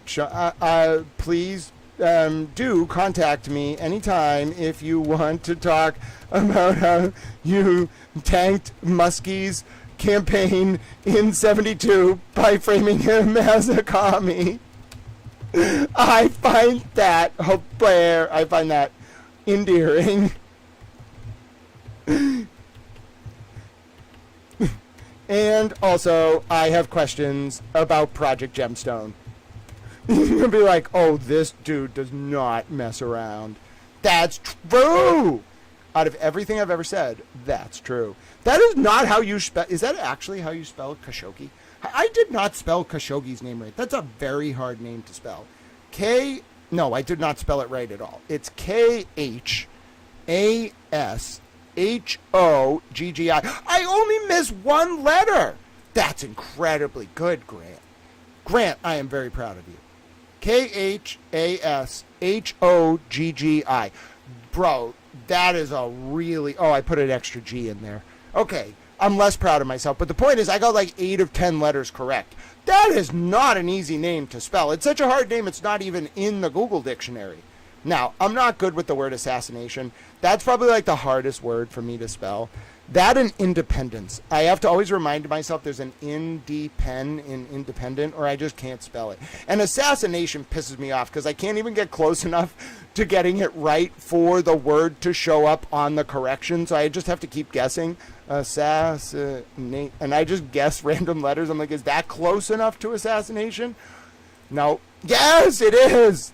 I get so excited when I get it right. Now, I want to make sure Senator Muskie's name is actually spelled that way. I'm pretty sure it is. I'm pretty sure he's dead. Are you dead? Yeah, he died in 1996. Oh, no. I'm sorry. Oh, I really fucked that one up. Oh, goodness. I probably should have known Senator Muskie died in 1996. I'm a little embarrassed. Oh, goodness. All right. So, I'm going to upload this. Is there anything else I want to include in this video? Oh! And it appears that Bannon and Epstein mocked Patrick Byrne. Should I tag him just to fuck with him? This guy's gonna be like, who is this dude? Why is he fucking with me? Because I'm hilarious. Let's see. Wait, no. Where's the Overstock? Does he actually have a Twitter still? Or did he get banned? Is that him? Twitter suspends the account of Patrick Byrne. Is he back now? No, I don't think he's back. Mock Patrick Byrne as Cray Cray, the former CEO of Overstock. By the way, I'm just summarizing what they said of Overstock as Cray Cray for trying to seduce Bannon with a Russian woman.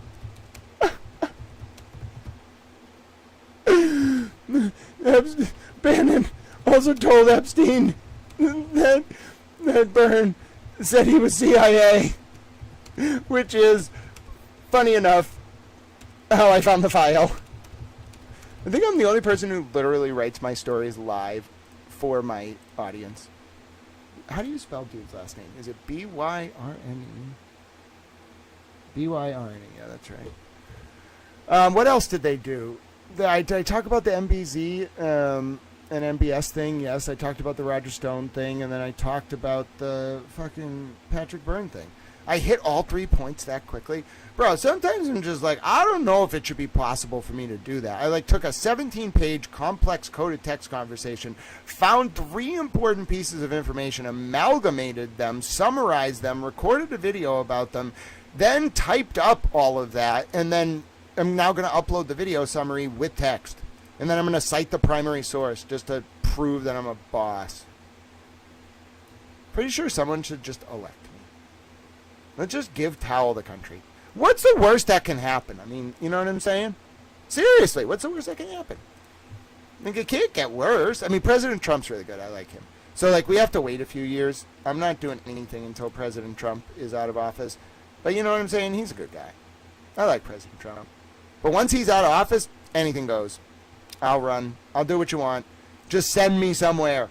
Give me something to do. My mind rebels at stagnation. Allow me to troll the Saudi Arabians. No, I don't want to troll MBS. I just want to hang out with him. He can do cocaine. I will do CBD. And then I'll laugh. Like, I'll just be like, do you do snuff? And he'll be like, Grant, that is tobacco that you inhale. You don't do snuff. And I'll be like, you're very proper, Mr. Mohammed bin Salman, but I don't understand the affinity for cocaine. What is it about cocaine that I don't understand? And yes, I pronounce it like an 18th century British person. I just don't understand the affinity for cocaine. Now, listen. Maybe, hypothetically, like 20 years ago, I was like somewhere and someone was like, here's this, like, it was kind of like, I don't know if it was fish scale or what the fuck. I think it was fish scale because, like, it wasn't cocaine. It was like 20 years ago, and I don't want anything to do with this shit. But I was at this place, and they had like one, I'd say it was like a small amount of something that was not powder.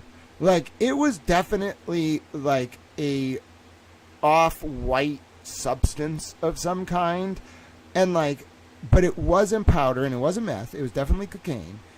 And I was baffled by it. But, like, I don't understand the affinity for this substance. Why would you do something that lasts for, like, 15 minutes and then you have to do more of it, like, immediately? And then if you look at the studies of, like, rats, where they put a bunch of rats in, like, a maze, and then they put a water bottle. This is scientific literature, by the way. They put a water bottle with cocaine in one of the chambers. Then they put a water bottle with water in the other chamber. Those rats will choose the water bottle with cocaine to the point where they just die. Like, they don't do anything else. They do not socialize. They do not eat. They do not talk. They do, like, with each other. They do however rats talk. They do not drink water. They do not do anything. They persistently drink that cocaine water until they die. So I don't understand why any human would ever, unless they don't understand what they're dealing with, but MBS clearly does, why would you ever do cocaine? Like, it's it doesn't, unless you have, even if you have unlimited money and you could just do cocaine forever without ever having to think about, like, the consequences. It has deleterious effects on your cognition. It is basically like, it's not nitrous, but like on the, like, substance abuse and dependency chart, like, other than like heroin and alcohol, it's probably the most and meth. It's probably the most damaging substance you can put in your body. So if you have all the money in the world, like, why do you need to just feel like you, like, are that good all the time? I don't get it. Like, that feeling of, like, the world is mine, bro, that is not very pleasant. I don't understand. It's much better to, like, help people. It just feels better. Anyway, that's a bit of an aside from what I was talking about. I don't really remember. Oh, I think I was talking about how I would hang out with MBZ, but I wouldn't do cocaine. Like, that's my limit. Like, I will hang out with him and talk to him, but no cocaine. He can do cocaine. I'll use it to my advantage. I mean, he should know. Like, you get drunk around me and do cocaine, I'm going to just, like, you're going to tell me shit you should not tell me, and I'm going to laugh about it. So don't do that. In diplomatic negotiations with me, I stay sober all the time.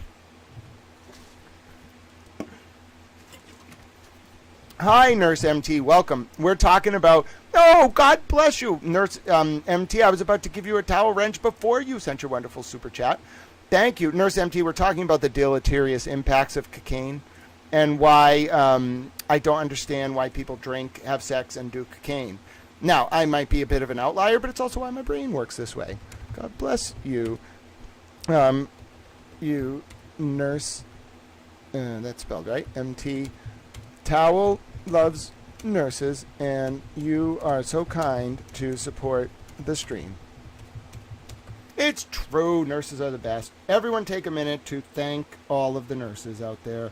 One of the most selfless... Oh, I will get some dinner. Oh, God bless you. Someone sent me my $1 back for unblocking. Spacey118. That's so funny. I was happy to send... Do you know I'm probably the only YouTuber that sends people money on Cash App so I can comment back to them? Thank you. God bless you to Lynn for sending some money over for dinner later. Yeah, I'm going to go to a medical appointment. Oh, Trisha, God bless you. Thank you so much for your support. I'm going to go to a medical appointment in a little bit, so we'll stream for a little longer. I've been doing good. You know, for the first time, like the other day, I was taking a shower, and I felt not just like happy, but I felt like there was hope. Like I was like, wow, like the world is healing. We got a lot of healing to do, but I was just sitting in the shower like something feels different. And then today, now I struggle with executive function. I'm on the spectrum. For those of you who don't know, I have physical disabilities, and I'm also on the spectrum. And I think I have ADHD too. Well, I'm diagnosed with ADHD, so I do. But anyway, the point is, I really struggle with executive function. So, and emotional intelligence, which is, I'm working on the emotional intelligence. I'm getting more confident. I'm doing a good job. I'm becoming like emotionally like assertive in a non-aggressive way, which is good. But like executive function is really hard. Like I'm clumsy. Like I can throw a football like perfectly in a spiral to a moving target without looking. But like I'll trip. Like I don't understand like routines related to like executive function, like bills, like money, grocery shopping. It just is like a foreign language. Like when I talk to you all about Saudi Arabian politics, I get it sounds like a foreign language and I'm interpreting it. That's how I feel when like people try to tell me about how to like budget or like go grocery shopping or like rent a car or get a car payment. I don't understand it. Now, I recognize I am weak in that area. Someone once told me, looks, intelligence, mental stability, pick two. That's not right. That's stupid as all hell. I've met people who have all three. It's emotional intelligence, analytical intelligence, executive functioning, pick two. I've never, as far as I know, have met someone that has high-level executive functioning, high-level emotional intelligence, and high-level analytical intelligence. I think it's possible. Like, you could train yourself to learn how to do it, but I think there's, like, a little bit of, like, a water and oil situation that happens with, like, emotional intelligence versus analytical intelligence. That is a little bit easier to get to work. Like they can kind of sit with each other. But when you talk about like executive functioning and analytical intelligence, bro, the smarter you are, the more likely you are to have absent-minded professor syndrome and your desk is going to be cluttered. I think Einstein was driving at this concept when he said, if an empty desk is a sign, or if a cluttered desk is a sign of a cluttered mind, of what then is an empty desk? Now, I'll tell you right now, my desk has never been empty. Oh, don't you send anything, Spacey. Your presence has been, Spacey118, your presence and questions and reasoning have been such a gift to me today. I want you to go to bed tonight knowing that you have brought to me more happiness and insight than I can imagine. And a donation is one way of showing support, but informed, cogent discourse is, to me, the North Star. It is human or towel eudaimonia or summum bonum, the greatest good in the ancient Greek or Latin, respectively, made manifest. And you brighten my day just with your presence, Spacey118. So you know that. Mary P123, I do feel safe. I feel safe because of my brain. And also because of my safety plan. And all the people I called. And all the people in government. And the fact that I'm part of a political campaign. So, yeah, don't interfere in domestic American elections right now. Apparently that's a very big thing. Like, you do that, you're going to be on the radar. So don't do it. We'll see who stops, like, communicating with me now. Because if you were involved in any intel agencies and then you find out that I'm in a political campaign and you just stop talking to me, don't you think I'm probably going to realize, like, you aren't allowed to spy on political campaigns, so you stop talking to me? Like, I'm very smart, you know, like, I'm watching all the time, you know, so, anyway, interesting. All right, where was I? All right, so let's do a little more Epstein file research. Mattel. Yeah, so, the FBI just sent out a, it's not the FBI, it was the DNI or something. The DOJ and the DNI sent out this first of its kind nationwide alert for all election officials that, and it was described as kind of like unheard of by the powers that be in the Times. It's for every election official. And it's like a very serious meeting that's never happened before about the midterms. And I think, like, it has to do with, like, the raid, like, Tulsi Gabbard, the DNI. I don't think a lot of people understand what the Director of National Intelligence is. Like, that, like, if President Trump has the Director of National Intelligence working with him instead of against him, it doesn't matter what the CIA or the NSA, it doesn't matter what they're doing. Like, she can override them. And Tulsi Gabbard, you got to know Tulsi Gabbard, bro. She's militant, like, politically. She's not violent. Dude, she's a gangster in a good way. Like, I would hang out with her. Like, you don't want to mess with Tulsi Gabbard. She's quiet, but like a stealthy assassin. And she's the DNI. So I have this sense that, like, you don't want to mess with elections right now. Like, anyone in a political campaign is hands off. And that goes for, like, all intel agencies, everyone. I don't know why, but that's, like, the vibe I get. I'm close enough to all this to understand that that's the vibe. So, no, Tulsi Gabbard is very qualified to be DNI. She's not qualified to be CIA, but we don't want someone who's CIA in there. She's qualified to be the DNI. The DNI is the oversight authority for the intelligence community. You don't want an agency man in there. You don't. You don't want anyone who rose the ranks. You don't want Bill Burns as the DNI. No, you want Tulsi Gabbard. If you really want to shake things up, Tulsi Gabbard. Yeah, but you got to remember, when you see people like Flynn, Tulsi, Jill Stein, whatever, with Putin, 3 out of the 4 of them are CIA. One of them is like the independent monitor. And then one of them's a double agent. So Flynn, like, somebody in there was compromised, probably Jill Stein.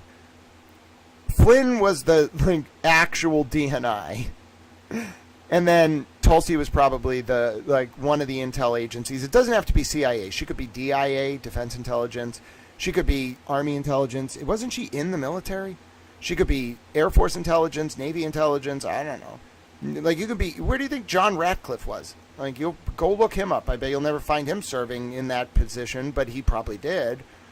She's an intel person. She wasn't traditional intel, though. She was like, probably military intel, which is kind of what you want. You want like a not rogue. You want like a alienated and disillusioned military officer as the DNI.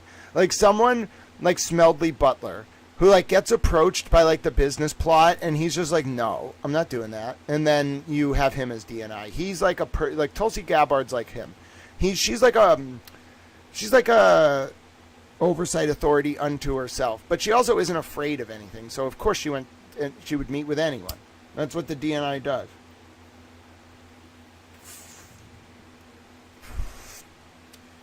I'm starting to think QAnon was a limited hangout. I don't know if it was, I think it was Bannon probably. It was that guy, Ron Watkins in Arizona. I'm starting to think like 8chan and Hot Wheels and stuff just sold their site to the Republican, not the Republican Party, Bannon's operation. That's why I think like Cambridge Analytica was involved in all this. I haven't even gone down the Cambridge Analytica rabbit hole.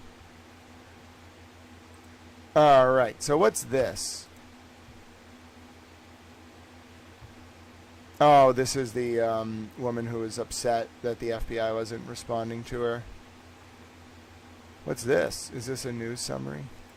Where I'm showing you how to research the Epstein files. What is this? Who's Gregory Brown?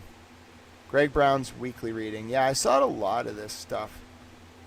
I saw a lot of like summaries by like rich people.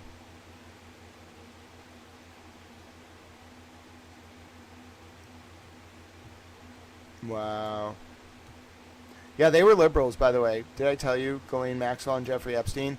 People say what you want about like Republicans in there. No, they were liberals. These people were hardcore liberals. Look at their friends. Like, these people were liberals. They weren't like progressives. They were liberals. Like, use mass immigration to destabilize like countries and then like make the poor so poor that they're like slaves. That's what liberals do. Liberals don't care about the poor. Progressives care about the poor, and you can be a progressive Republican or liberal. Just a question of like, who are you trying to help?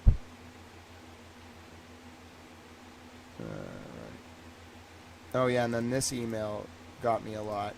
This is the email. It's like the U.S. attorney. We went through this yesterday. We annotated it. Kind of want to look up, like, what the hell is the Ramsey Hall School? Where was it? Let's look it up together. Hold on a second.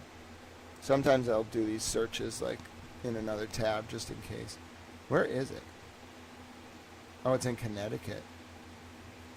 Oh, they recruited from everywhere, huh? Let's see if this is in the files. They probably wouldn't be that dumb. And then, who's Magnoli? Who's Sucheski? Who's Capacci? And Hunt and Henderson? What? Let me just put all these names into a single Google search and see what happens. This is where it gets a little scary. I feel like someone didn't want me looking into this shit yesterday.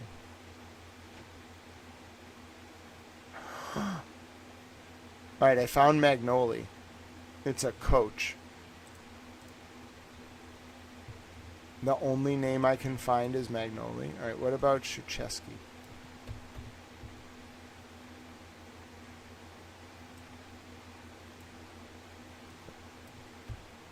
Hold on.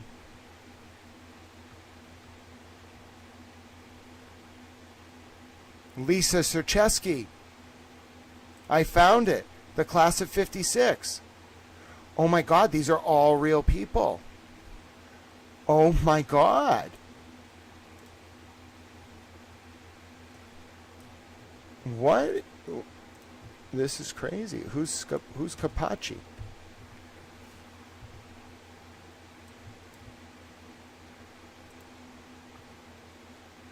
Paul and Mary Capacci. John Capacci. What about... yeah, but I need the Ramsey Hall School. What does it have to do with the Ramsey Hall School? Or the Ramsey Hall School. Why? What do these people have to do with Khashoggi?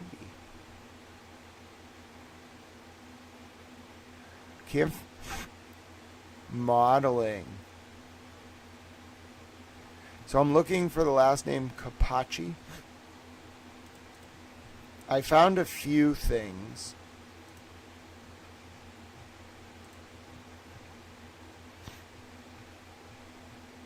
Like, I found one of these names in a document, and then I found another.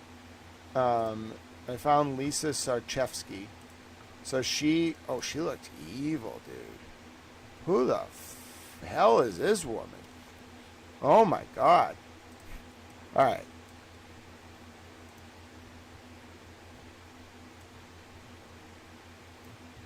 Comments on this post have been limited?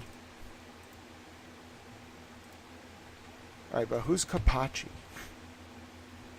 You have no results for Capacci? Let me see if AI mode will give me anything.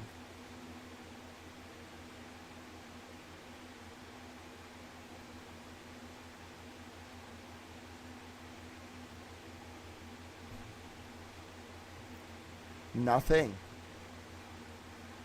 All right. Let me keep looking. We'll do a little more research. What about Hunt?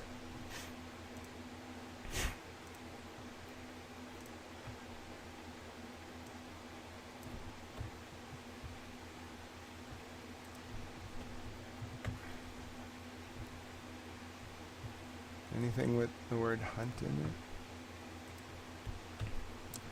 That's going to be harder to find because it's so colloquial. Greg Hunt? Testing done by Greg Hunt? That's not a strong enough connection. The Hunt Library? No. Where? No. Lee H. Kellogg? No. Ramsey Hall? Peggy Hunt? 1977 class? Okay, I got a Hunt. It's not a very strong connection, but I found a Hunt. Alright, what else do I got here? Henderson.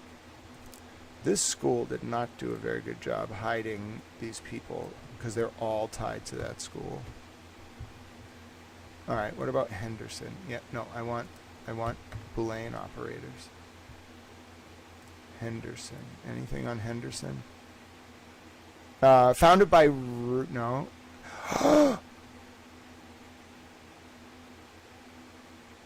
Head of school Robert Henderson Jr.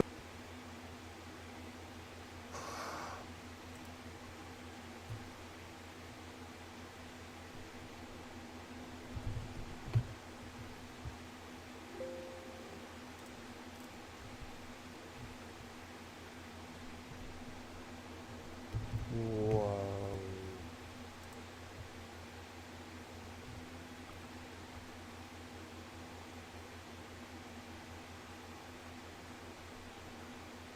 What's the silo cooking school?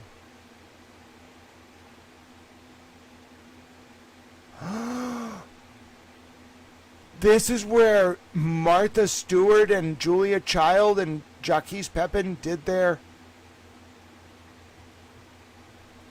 Oh my word, this family is not messing around. And then the other Henderson became the...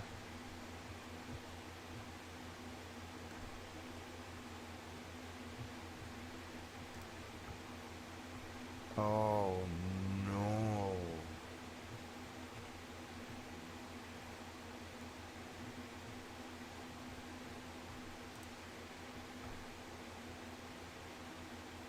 Head of school, Robert Henderson Jr.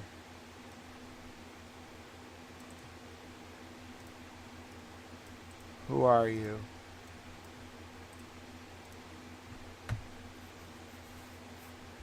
Connecticut. Let's find you. Oh, he's dead? No, he's not dead. He's not dead. He is not dead.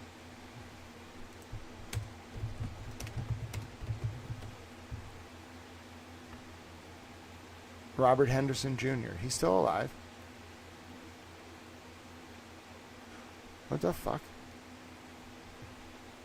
Where is your... You have no records anywhere? This isn't possible.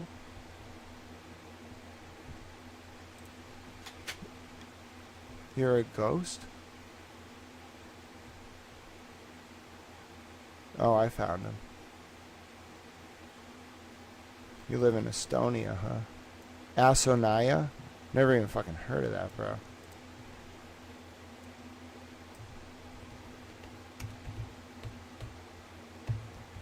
Asanaya? Yeah, I found you. You're on the housing authority, huh? He was headmaster in 2017. It looks like he lives in Asonia, Ansonia, and he's on the housing board. Robert Henderson presented his monthly director's report.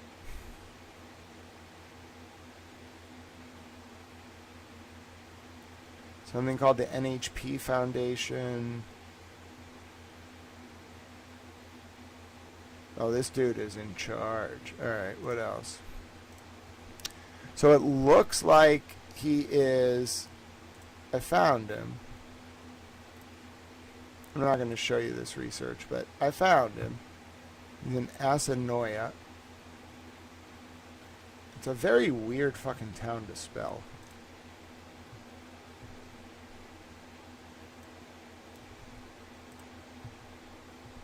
Alright, here he is. He's 45.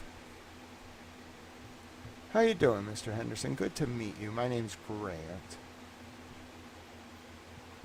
I'm probably going to have a lot of questions.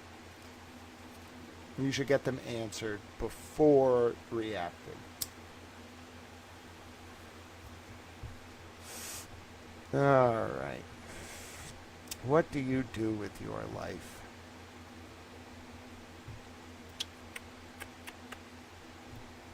Oh.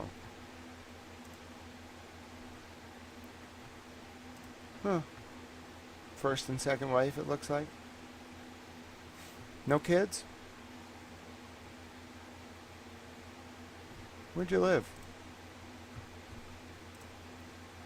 You never left Connecticut your entire life? Huh. Huh.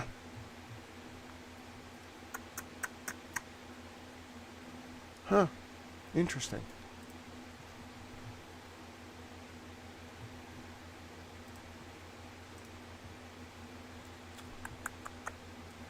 Alright. Well, I found Henderson. So who's Kologoris?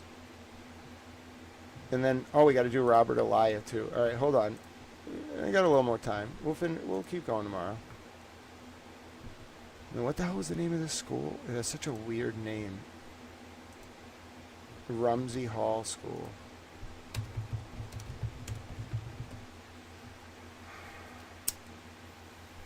No, I need it with Kologaris in it. What do you got for me? Who's this Kologaris person?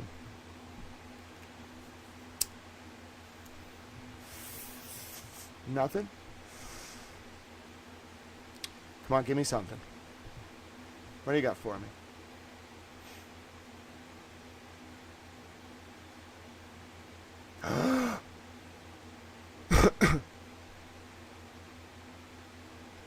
It's the name of the school song, and they spelled it wrong. It's not Cologgerous. It's Cologgerus. Why is it the name of their school song?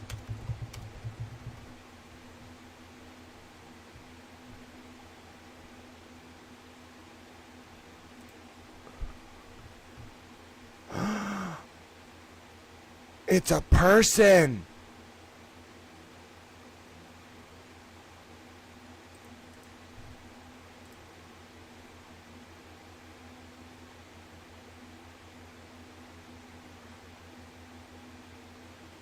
It looks like her name was J. Kologaris.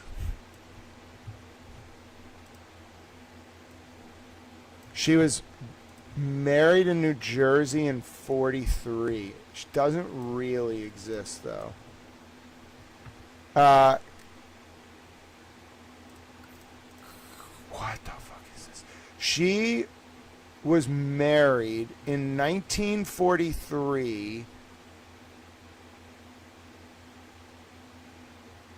It looks like her name was Cavalier Leah Montocologaris.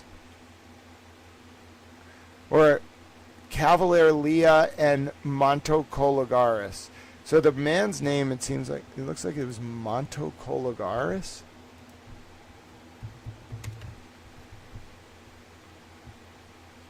Yeah. Montocologaris.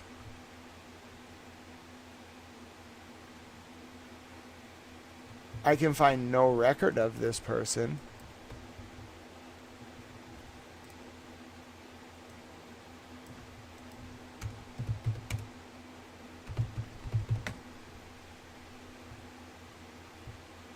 Dude, they can't just not exist. I found her marriage record from 43 in New Jersey, or his from 43 in New Jersey. No, I need Kologaris.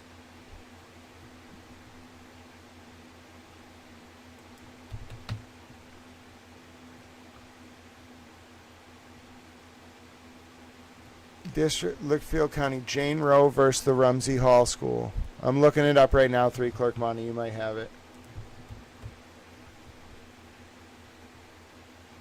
I got it.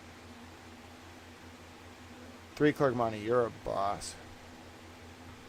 What is this? Oh, dear God.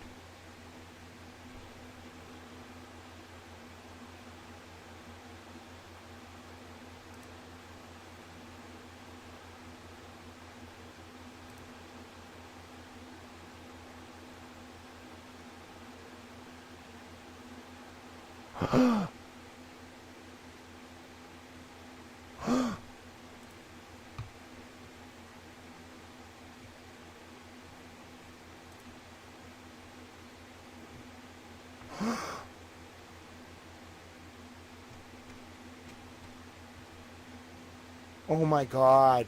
They're being sued by a bunch of people.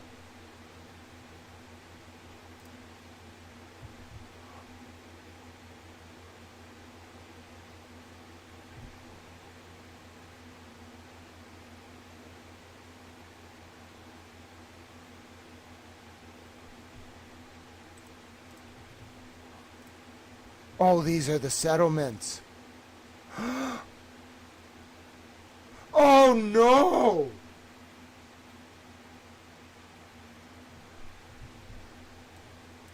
Oh my God, it was boys and girls. Alright, this is the last thing. I'm gonna stop after this. We'll pick up on this tomorrow. She is on the firm-wide management committee and also serves on FINRA's board of governors. Stop.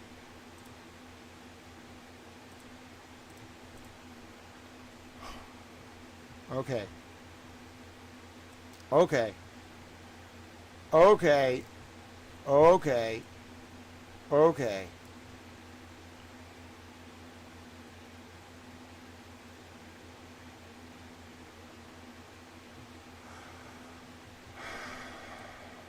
Oh no.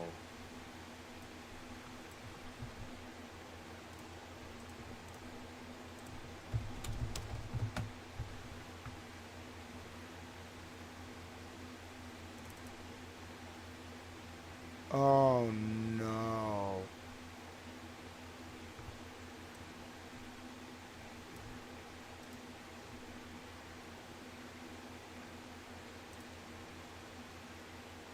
Oh no.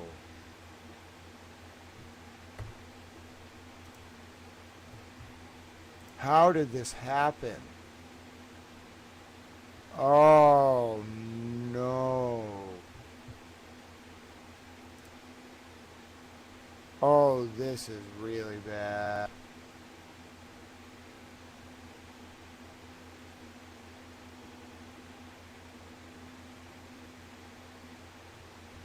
Give me 1 second. I'm going to have it read. I'm not reading this. Are you kidding me? We'll listen to it for 10 minutes, then I'm done. Oh, this is so bad. No wonder why.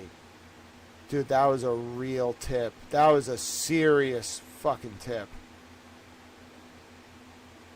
No wonder why it got sent to Maine Justice. Oh my God. Oh my God.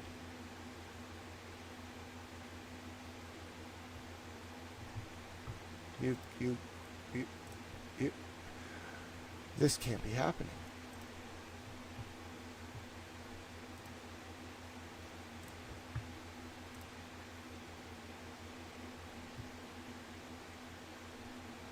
How many girls? How many boys? A whole generation. That's very sad. Oh, they took so many of us.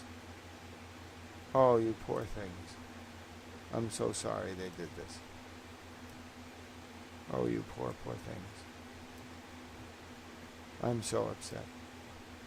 We'll listen to this and I'm done. Oh, they took so many of us. United States District Court, District of Connecticut. Tim Davis, plaintiff, version the Ramsey Hall School, Inc., defendant. 320 CVO 1822, SVN, July 10, 2023. Closing parenthesis dot. Ruling an order on plaintiff's motion to compel. Sarala v. Nigala, United States District Judge. In this action, plaintiff Tim Davis, who was a boarding student at defendant the Ramsey Hall School from 1988 to 1992, claims he was sexually assaulted by the then Dean of Students for Ramsey Hall, Robert McGrew. He alleges causes of action for negligence, recklessness, and negligent and intentional infliction of emotional distress against Ramsey Hall for failing to protect him from his alleged abuser. Presently before the court is plaintiff's motion to compel defendant to respond to certain interrogatories, requests for documents, and deposition questions. For the reasons discussed herein, plaintiff motion is granted in part. I. Factual background. A. Allegations of the complaint. Ramsey Hall is a private boarding and day school for boys and girls. Compel, ECF number 1. Paragraph Mark 7. Plaintiff attended the school when he was between 11 and 15 years old. Id. Paragraph Mark 8. Plaintiff alleges that during the time he was a student at the school, Ramsey Hall employed Robert McGrew as the Dean of Students and provided McGrew an office and apartment on the campus of the school. Id. Paragraph Mark 10. Plaintiff further contends that, during the time he was a student at the school, Ramsey Hall knew or should have known that McGrew either had sexually abused, or posed a significant risk of sexually abusing, students at the school. Id. Paragraph Mark 16. Despite that Ramsey Hall knew or should have known about the risk McGrew posed to students, plaintiff contends that the school took no action to terminate or otherwise alter McGrew's employment. Id. Paragraph Mark 16. Plaintiff alleges that, ultimately, this failure to act resulted in plaintiff being sexually abused by McGrew during his time at Ramsey Hall. Id. Paragraph Mark 20. B. The discovery dispute. On July 19, 2022, plaintiff served his first set of interrogatories, and first set of requests for production, and together with the interrogatories, discovery requests. ECF number 75 at 4. The discovery requests contained 23 interrogatories and 33 requests for production. Id. On August 31, 2022, defendant objected to 17 of the interrogatories and 21 of the requests for production. Id. These objections list various grounds for withholding the requested information, including that the requests were vague, ambiguous, overly broad, unduly burdensome, prohibited from disclosure by confidentiality agreements, and other reasons. Id. At 5.8, defendant also withheld numerous documents, claiming they were privileged. 1 Id. In addition to the documents withheld by defendant on the basis of privilege, there are certain documents that have been withheld by the law firm of Shipman and Goodwin, LLP, Shipman, on the basis of privilege. Id. At 8 to 9, these documents stem from an internal investigation conducted by Shipman for Ramsey Hall related to the allegations in this case. One defendant filed a motion for summary judgment in October of 2022. Plaintiff's deadline to respond to that motion has been suspended pending resolution of the instant discovery dispute, as plaintiff believes documents the defendant is withholding are relevant to its anticipated opposition to defendant's summary judgment motion. 2. Legal standard. Federal Rule of Civil Procedure 26, b. 1, provides. Parties may obtain discovery regarding any non-privileged matter that is relevant to any party's claim or defense and proportional to the needs of the case, considering the importance of the issues at stake in the action, the amount in controversy, the party's relative access to relevant information, the party's resources, the importance of the discovery in resolving the issues, and whether the burden or expense of the proposed discovery outweighs its likely benefit. Information within this scope of discovery need not be admissible in evidence to be discoverable. This, obviously broad, rule is liberally construed, encompassing any matter that bears on, or that reasonably could lead to other matter that could bear on, any issue that is or may be in the case. Devil Steel Prods, Div. Of Franco Steel Corp. Versus M. V. Fakhreddin, 951 F2D 1357, 1367, 2D CIR. 1991, quoting Oppenheimer Fund, Inc. versus Sanders, 437 U.S. 340, 351, 1978. Despite this liberal construction, the burden of demonstrating relevance remains on the party seeking discovery. Bagley versus Yale Univ. 315 FRD 131, 144, Decon. 2016, see also Fireman's Fund Insurance Company versus Great American Insurance Company of New York, 284 FRD 132, 135, SDNY. 2012. Once the moving party has made a showing of relevance, the burden then shifts to the party resisting discovery. 2. Show why discovery should be denied. Hobson versus Kemper Indep. Inns. Company, No 320 CV 00812, JCH, 2021 WL 3,486,867, at *2, Decon. August 9, 2021. 3. Defendant's objections. Defendant argues that 4 primary grounds justify its withholding of documents and refusal to answer various interrogatories, 1. That certain documents are protected from disclosure by attorney-client or work product privilege. 2. That disclosing certain documents would impermissibly disclose the identity of victims of sexual assault. 3. That certain information is prohibited from disclosure pursuant to confidentiality agreements. And 4. And that plaintiffs' requests fall outside the scope of Ramsey Hall's discovery obligations. For the reasons discussed below, with the exception of 2 documents, the court rejects each of these arguments. A. Attorney-client and work product privilege. Defendant's first argument is that various documents are protected by either the attorney-client or work product privileges. The attorney-client privilege protects confidential communications between client and counsel made for the purpose of obtaining or providing legal advice. In Re County Averi, 473 F3D 413, 418, 2D CIR. 2007. A party invoking the attorney-client privilege must show 1. A communication between client and counsel that 2. Was intended to be and was in fact kept confidential, and 3. Made for the purpose of obtaining or providing legal advice. Id. at 419. Separately, the attorney work product doctrine shields from disclosure documents and tangible things that are prepared in anticipation of litigation or for trial by or for another party or its representative. Fed. R. CIV. P26, B. 3. At its core, the work product doctrine shelters the mental processes of the attorney, providing a privileged area within which he can analyze and prepare his client's case. United States v. Nobles, 422 U.S. 225, 238, 1975. This doctrine is slightly broader than the attorney-client privilege and requires a party to demonstrate 3 elements. The material must, 1. Be a document or a tangible thing, 2. That was prepared in anticipation of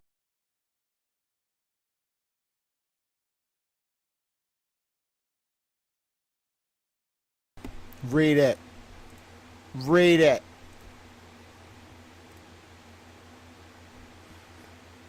Read it.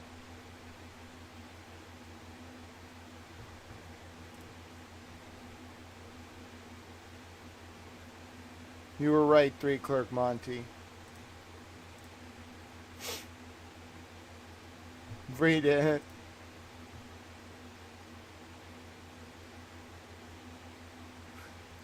Hi, Leslie. This is from Leslie Groff to John Brockman, who is involved with the Edge Foundation Morality Conference. There you go. There's the primary source, black and white. Yes, freeze frame pan out. I'll give you the link. I wrote up a whole story on it. 1 second. Okay, right here. Where is it? Where is it? It's this one. I have all the primary source documents. I'll be... Oh. Alright, well, here you go, freeze frame pan out. There's the letter from Janet Larson about Learning for Life, which was an international charity, by the way, for the Boy Scouts. It wasn't some small thing in the UK. It's Larson saying that Maxwell was coordinating the ambassadors for Learning for Life. There's the contract, Stoughton Police Explorers with Learning for Life, a District of Columbia nonprofit. It was with the Boy Scouts, then it was like Epstein's thing, maybe the whole time. Then you can see the Police Explorers program. There's 15 years of contracts. They only have one of them. Started in 2003. Devine shepherded it. Maxwell went to Stoughton for the first time in 2006 per bank records. You can see here that Robert Devine and Michael Morrissey were hosting a basketball camp on July 9th, July 8th and 9th of 2014. And then the Epstein files show that Epstein drove to Stoughton, Massachusetts, and used his bank card 3 times on July 8th and 9th, 2014, right near Amelia's, which was alleged to be involved with Epstein's network. And there's no record of the 2014 basketball camp on the Norfolk DA's website. We're going to come back later today. I want to go do something for like an hour. Got to go to my doctor's. We'll do a part 4 later tonight. So we're just going to pick this up. I'm going to keep streaming. This is what I do now. So all your donations, whatever, like you want to see more of this, keep supporting the stream. I answer only to you. So you support, you donate, I'll keep doing it. Literally without you, I wouldn't be able to do this. So we're going to leave off on page 27. We're going to pick up on the Ramsey Hall complaint. Then I'm going to break it. Like, you want to go break this news? That's great. But, like, it's all tied together. This is horrifying. I'm upset. My name's Grant Smith Ellis. Thank you for watching with me. We're going to pick up exactly where we left off a little later, so I'm not going to do my traditional clothing.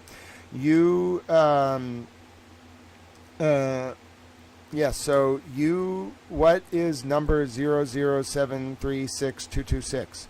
I don't know what you're talking about, freeze frame pan out. He's talking about an EFID. 3-Clerk Monty, can you give me the actual EFID? Like, can you give me the link to the file? You can use links in this chat. I'll stay around for like 2 more minutes. Oh, yeah, I'll just put the string number in. Let me just make sure I can do that, 3-Clerk Monty. Everything 3-Clerk Monty finds is important. All right, let me just do this search. Give me 1 second.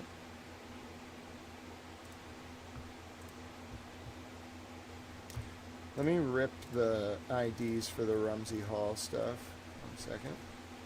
And then let me just download this PDF. Nope, I did not need to open that. Towel computer's getting mad at me. He's just a little towel computer, you know? Just a little towel computer. Yeah, I didn't find it. Good thing you linked to 3-Clerk Monty, because I couldn't find it. All right, what do you got for? What do you got? What do you got? What do we got? Come on now. Give me what I'm trying to see. 3-Clerk Monty gave me the link.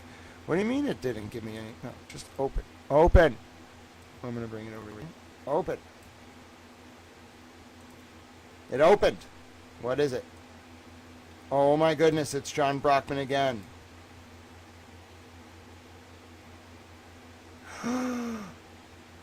No. Oh no.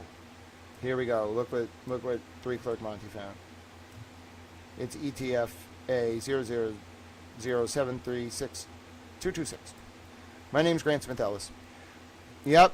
So 3-Clerk Monty's the best. It does build on the helipad stuff. I'm going to keep looking into this. We're going to be back probably after 5 p.m. Listen, I'm going to go have dinner. Thank you to everyone who donated. You want to help this? Listen, everyone keeps saying, how can I help? Okay, don't donate if you have no money. Okay, I don't want that to happen. Support yourself first. If you want to help without donating, come to the chat. Keep doing what you're doing, engaging, research, talk with me as I do this. We're going to do part 5, 6, 7. We're going to do this until I'm done. I'm going to go through everything. All right. If you want to bring information to my attention, Twitter, DM, email. I'm going to be back later today. We're going to do the next part in this series today. So if you want to get some lunch, do it. Get some dinner wherever you are in the world. Rest up, get some coffee, get some tea, be a towel. I'm thinking like 6. Then we're going to do, very rarely do I do a Friday night stream. I don't do like night streams at all, but I'm doing it. Is it Friday? I think it's Friday. Yeah, and then we're going to do tomorrow. Then we'll do a stream before the Super Bowl. We'll do a stream like Monday. We're not going to stop. I'm going to keep doing this all the time. I'm going to do every file. We're just going to keep doing this. There's 5.1 million files. All right? So, if you do want to donate, if you want to, thank you to everyone who sent money for dinner and snacks and food. God bless all of you. If you want to do that, there's a Cash App, money sign, Grant Smith Ellis. There's Venmo at Granny1. There is a PayPal. And if you're wondering why you're asking for support now, because Tal needs it. Now, I need lots of support in other ways, so being in the chat makes my day. You don't understand. You come back all the time, anytime. Tal loves all you dearly. Mary P. Thank you so much. Freeze Frame, it was great to see you. Who else was there being an absolutely wonderful Super Tal? Hold on, I remember your username. I'm going to go find it. Got to go all the way back up. Spacey118, Petty LaBelle. God bless both of you. Spacey118, you're a Super Towel. Respect to all of you as well. God bless you. I'll see you a little bit later today for part, what are we on next? Are we literally on part 4? Yeah, I think we're going to be on part 4. This was part 3, so we'll be on part 4 later tonight. Hi, Nanya. I know it's a dinner time timeout. Great to see you. I'll see you in about an hour and a half. God bless you all. My name's Grant Smith Ellis. Part 4 of the Epstein Files research coming up next in about an hour and a half. See you very soon. Thank you, Nurse MT. You're wonderful. Salute to all our nurses. Thank you. What's that say? E-Star, E-E-A-S-T-A-R 3639. I'll see you all soon. God bless you. Towel is a towel. Towel friends on YouTube, I'll see you in like an hour and a half. Love you all very much. Hi, Nicola. Hi, Dave4089. Yes, let's do it. See you all in an hour, maybe a little more. I want to get dinner too. So like 6 o'clock or so. Until then, be well, be safe. Reach out to me if you need me. I'm a towel.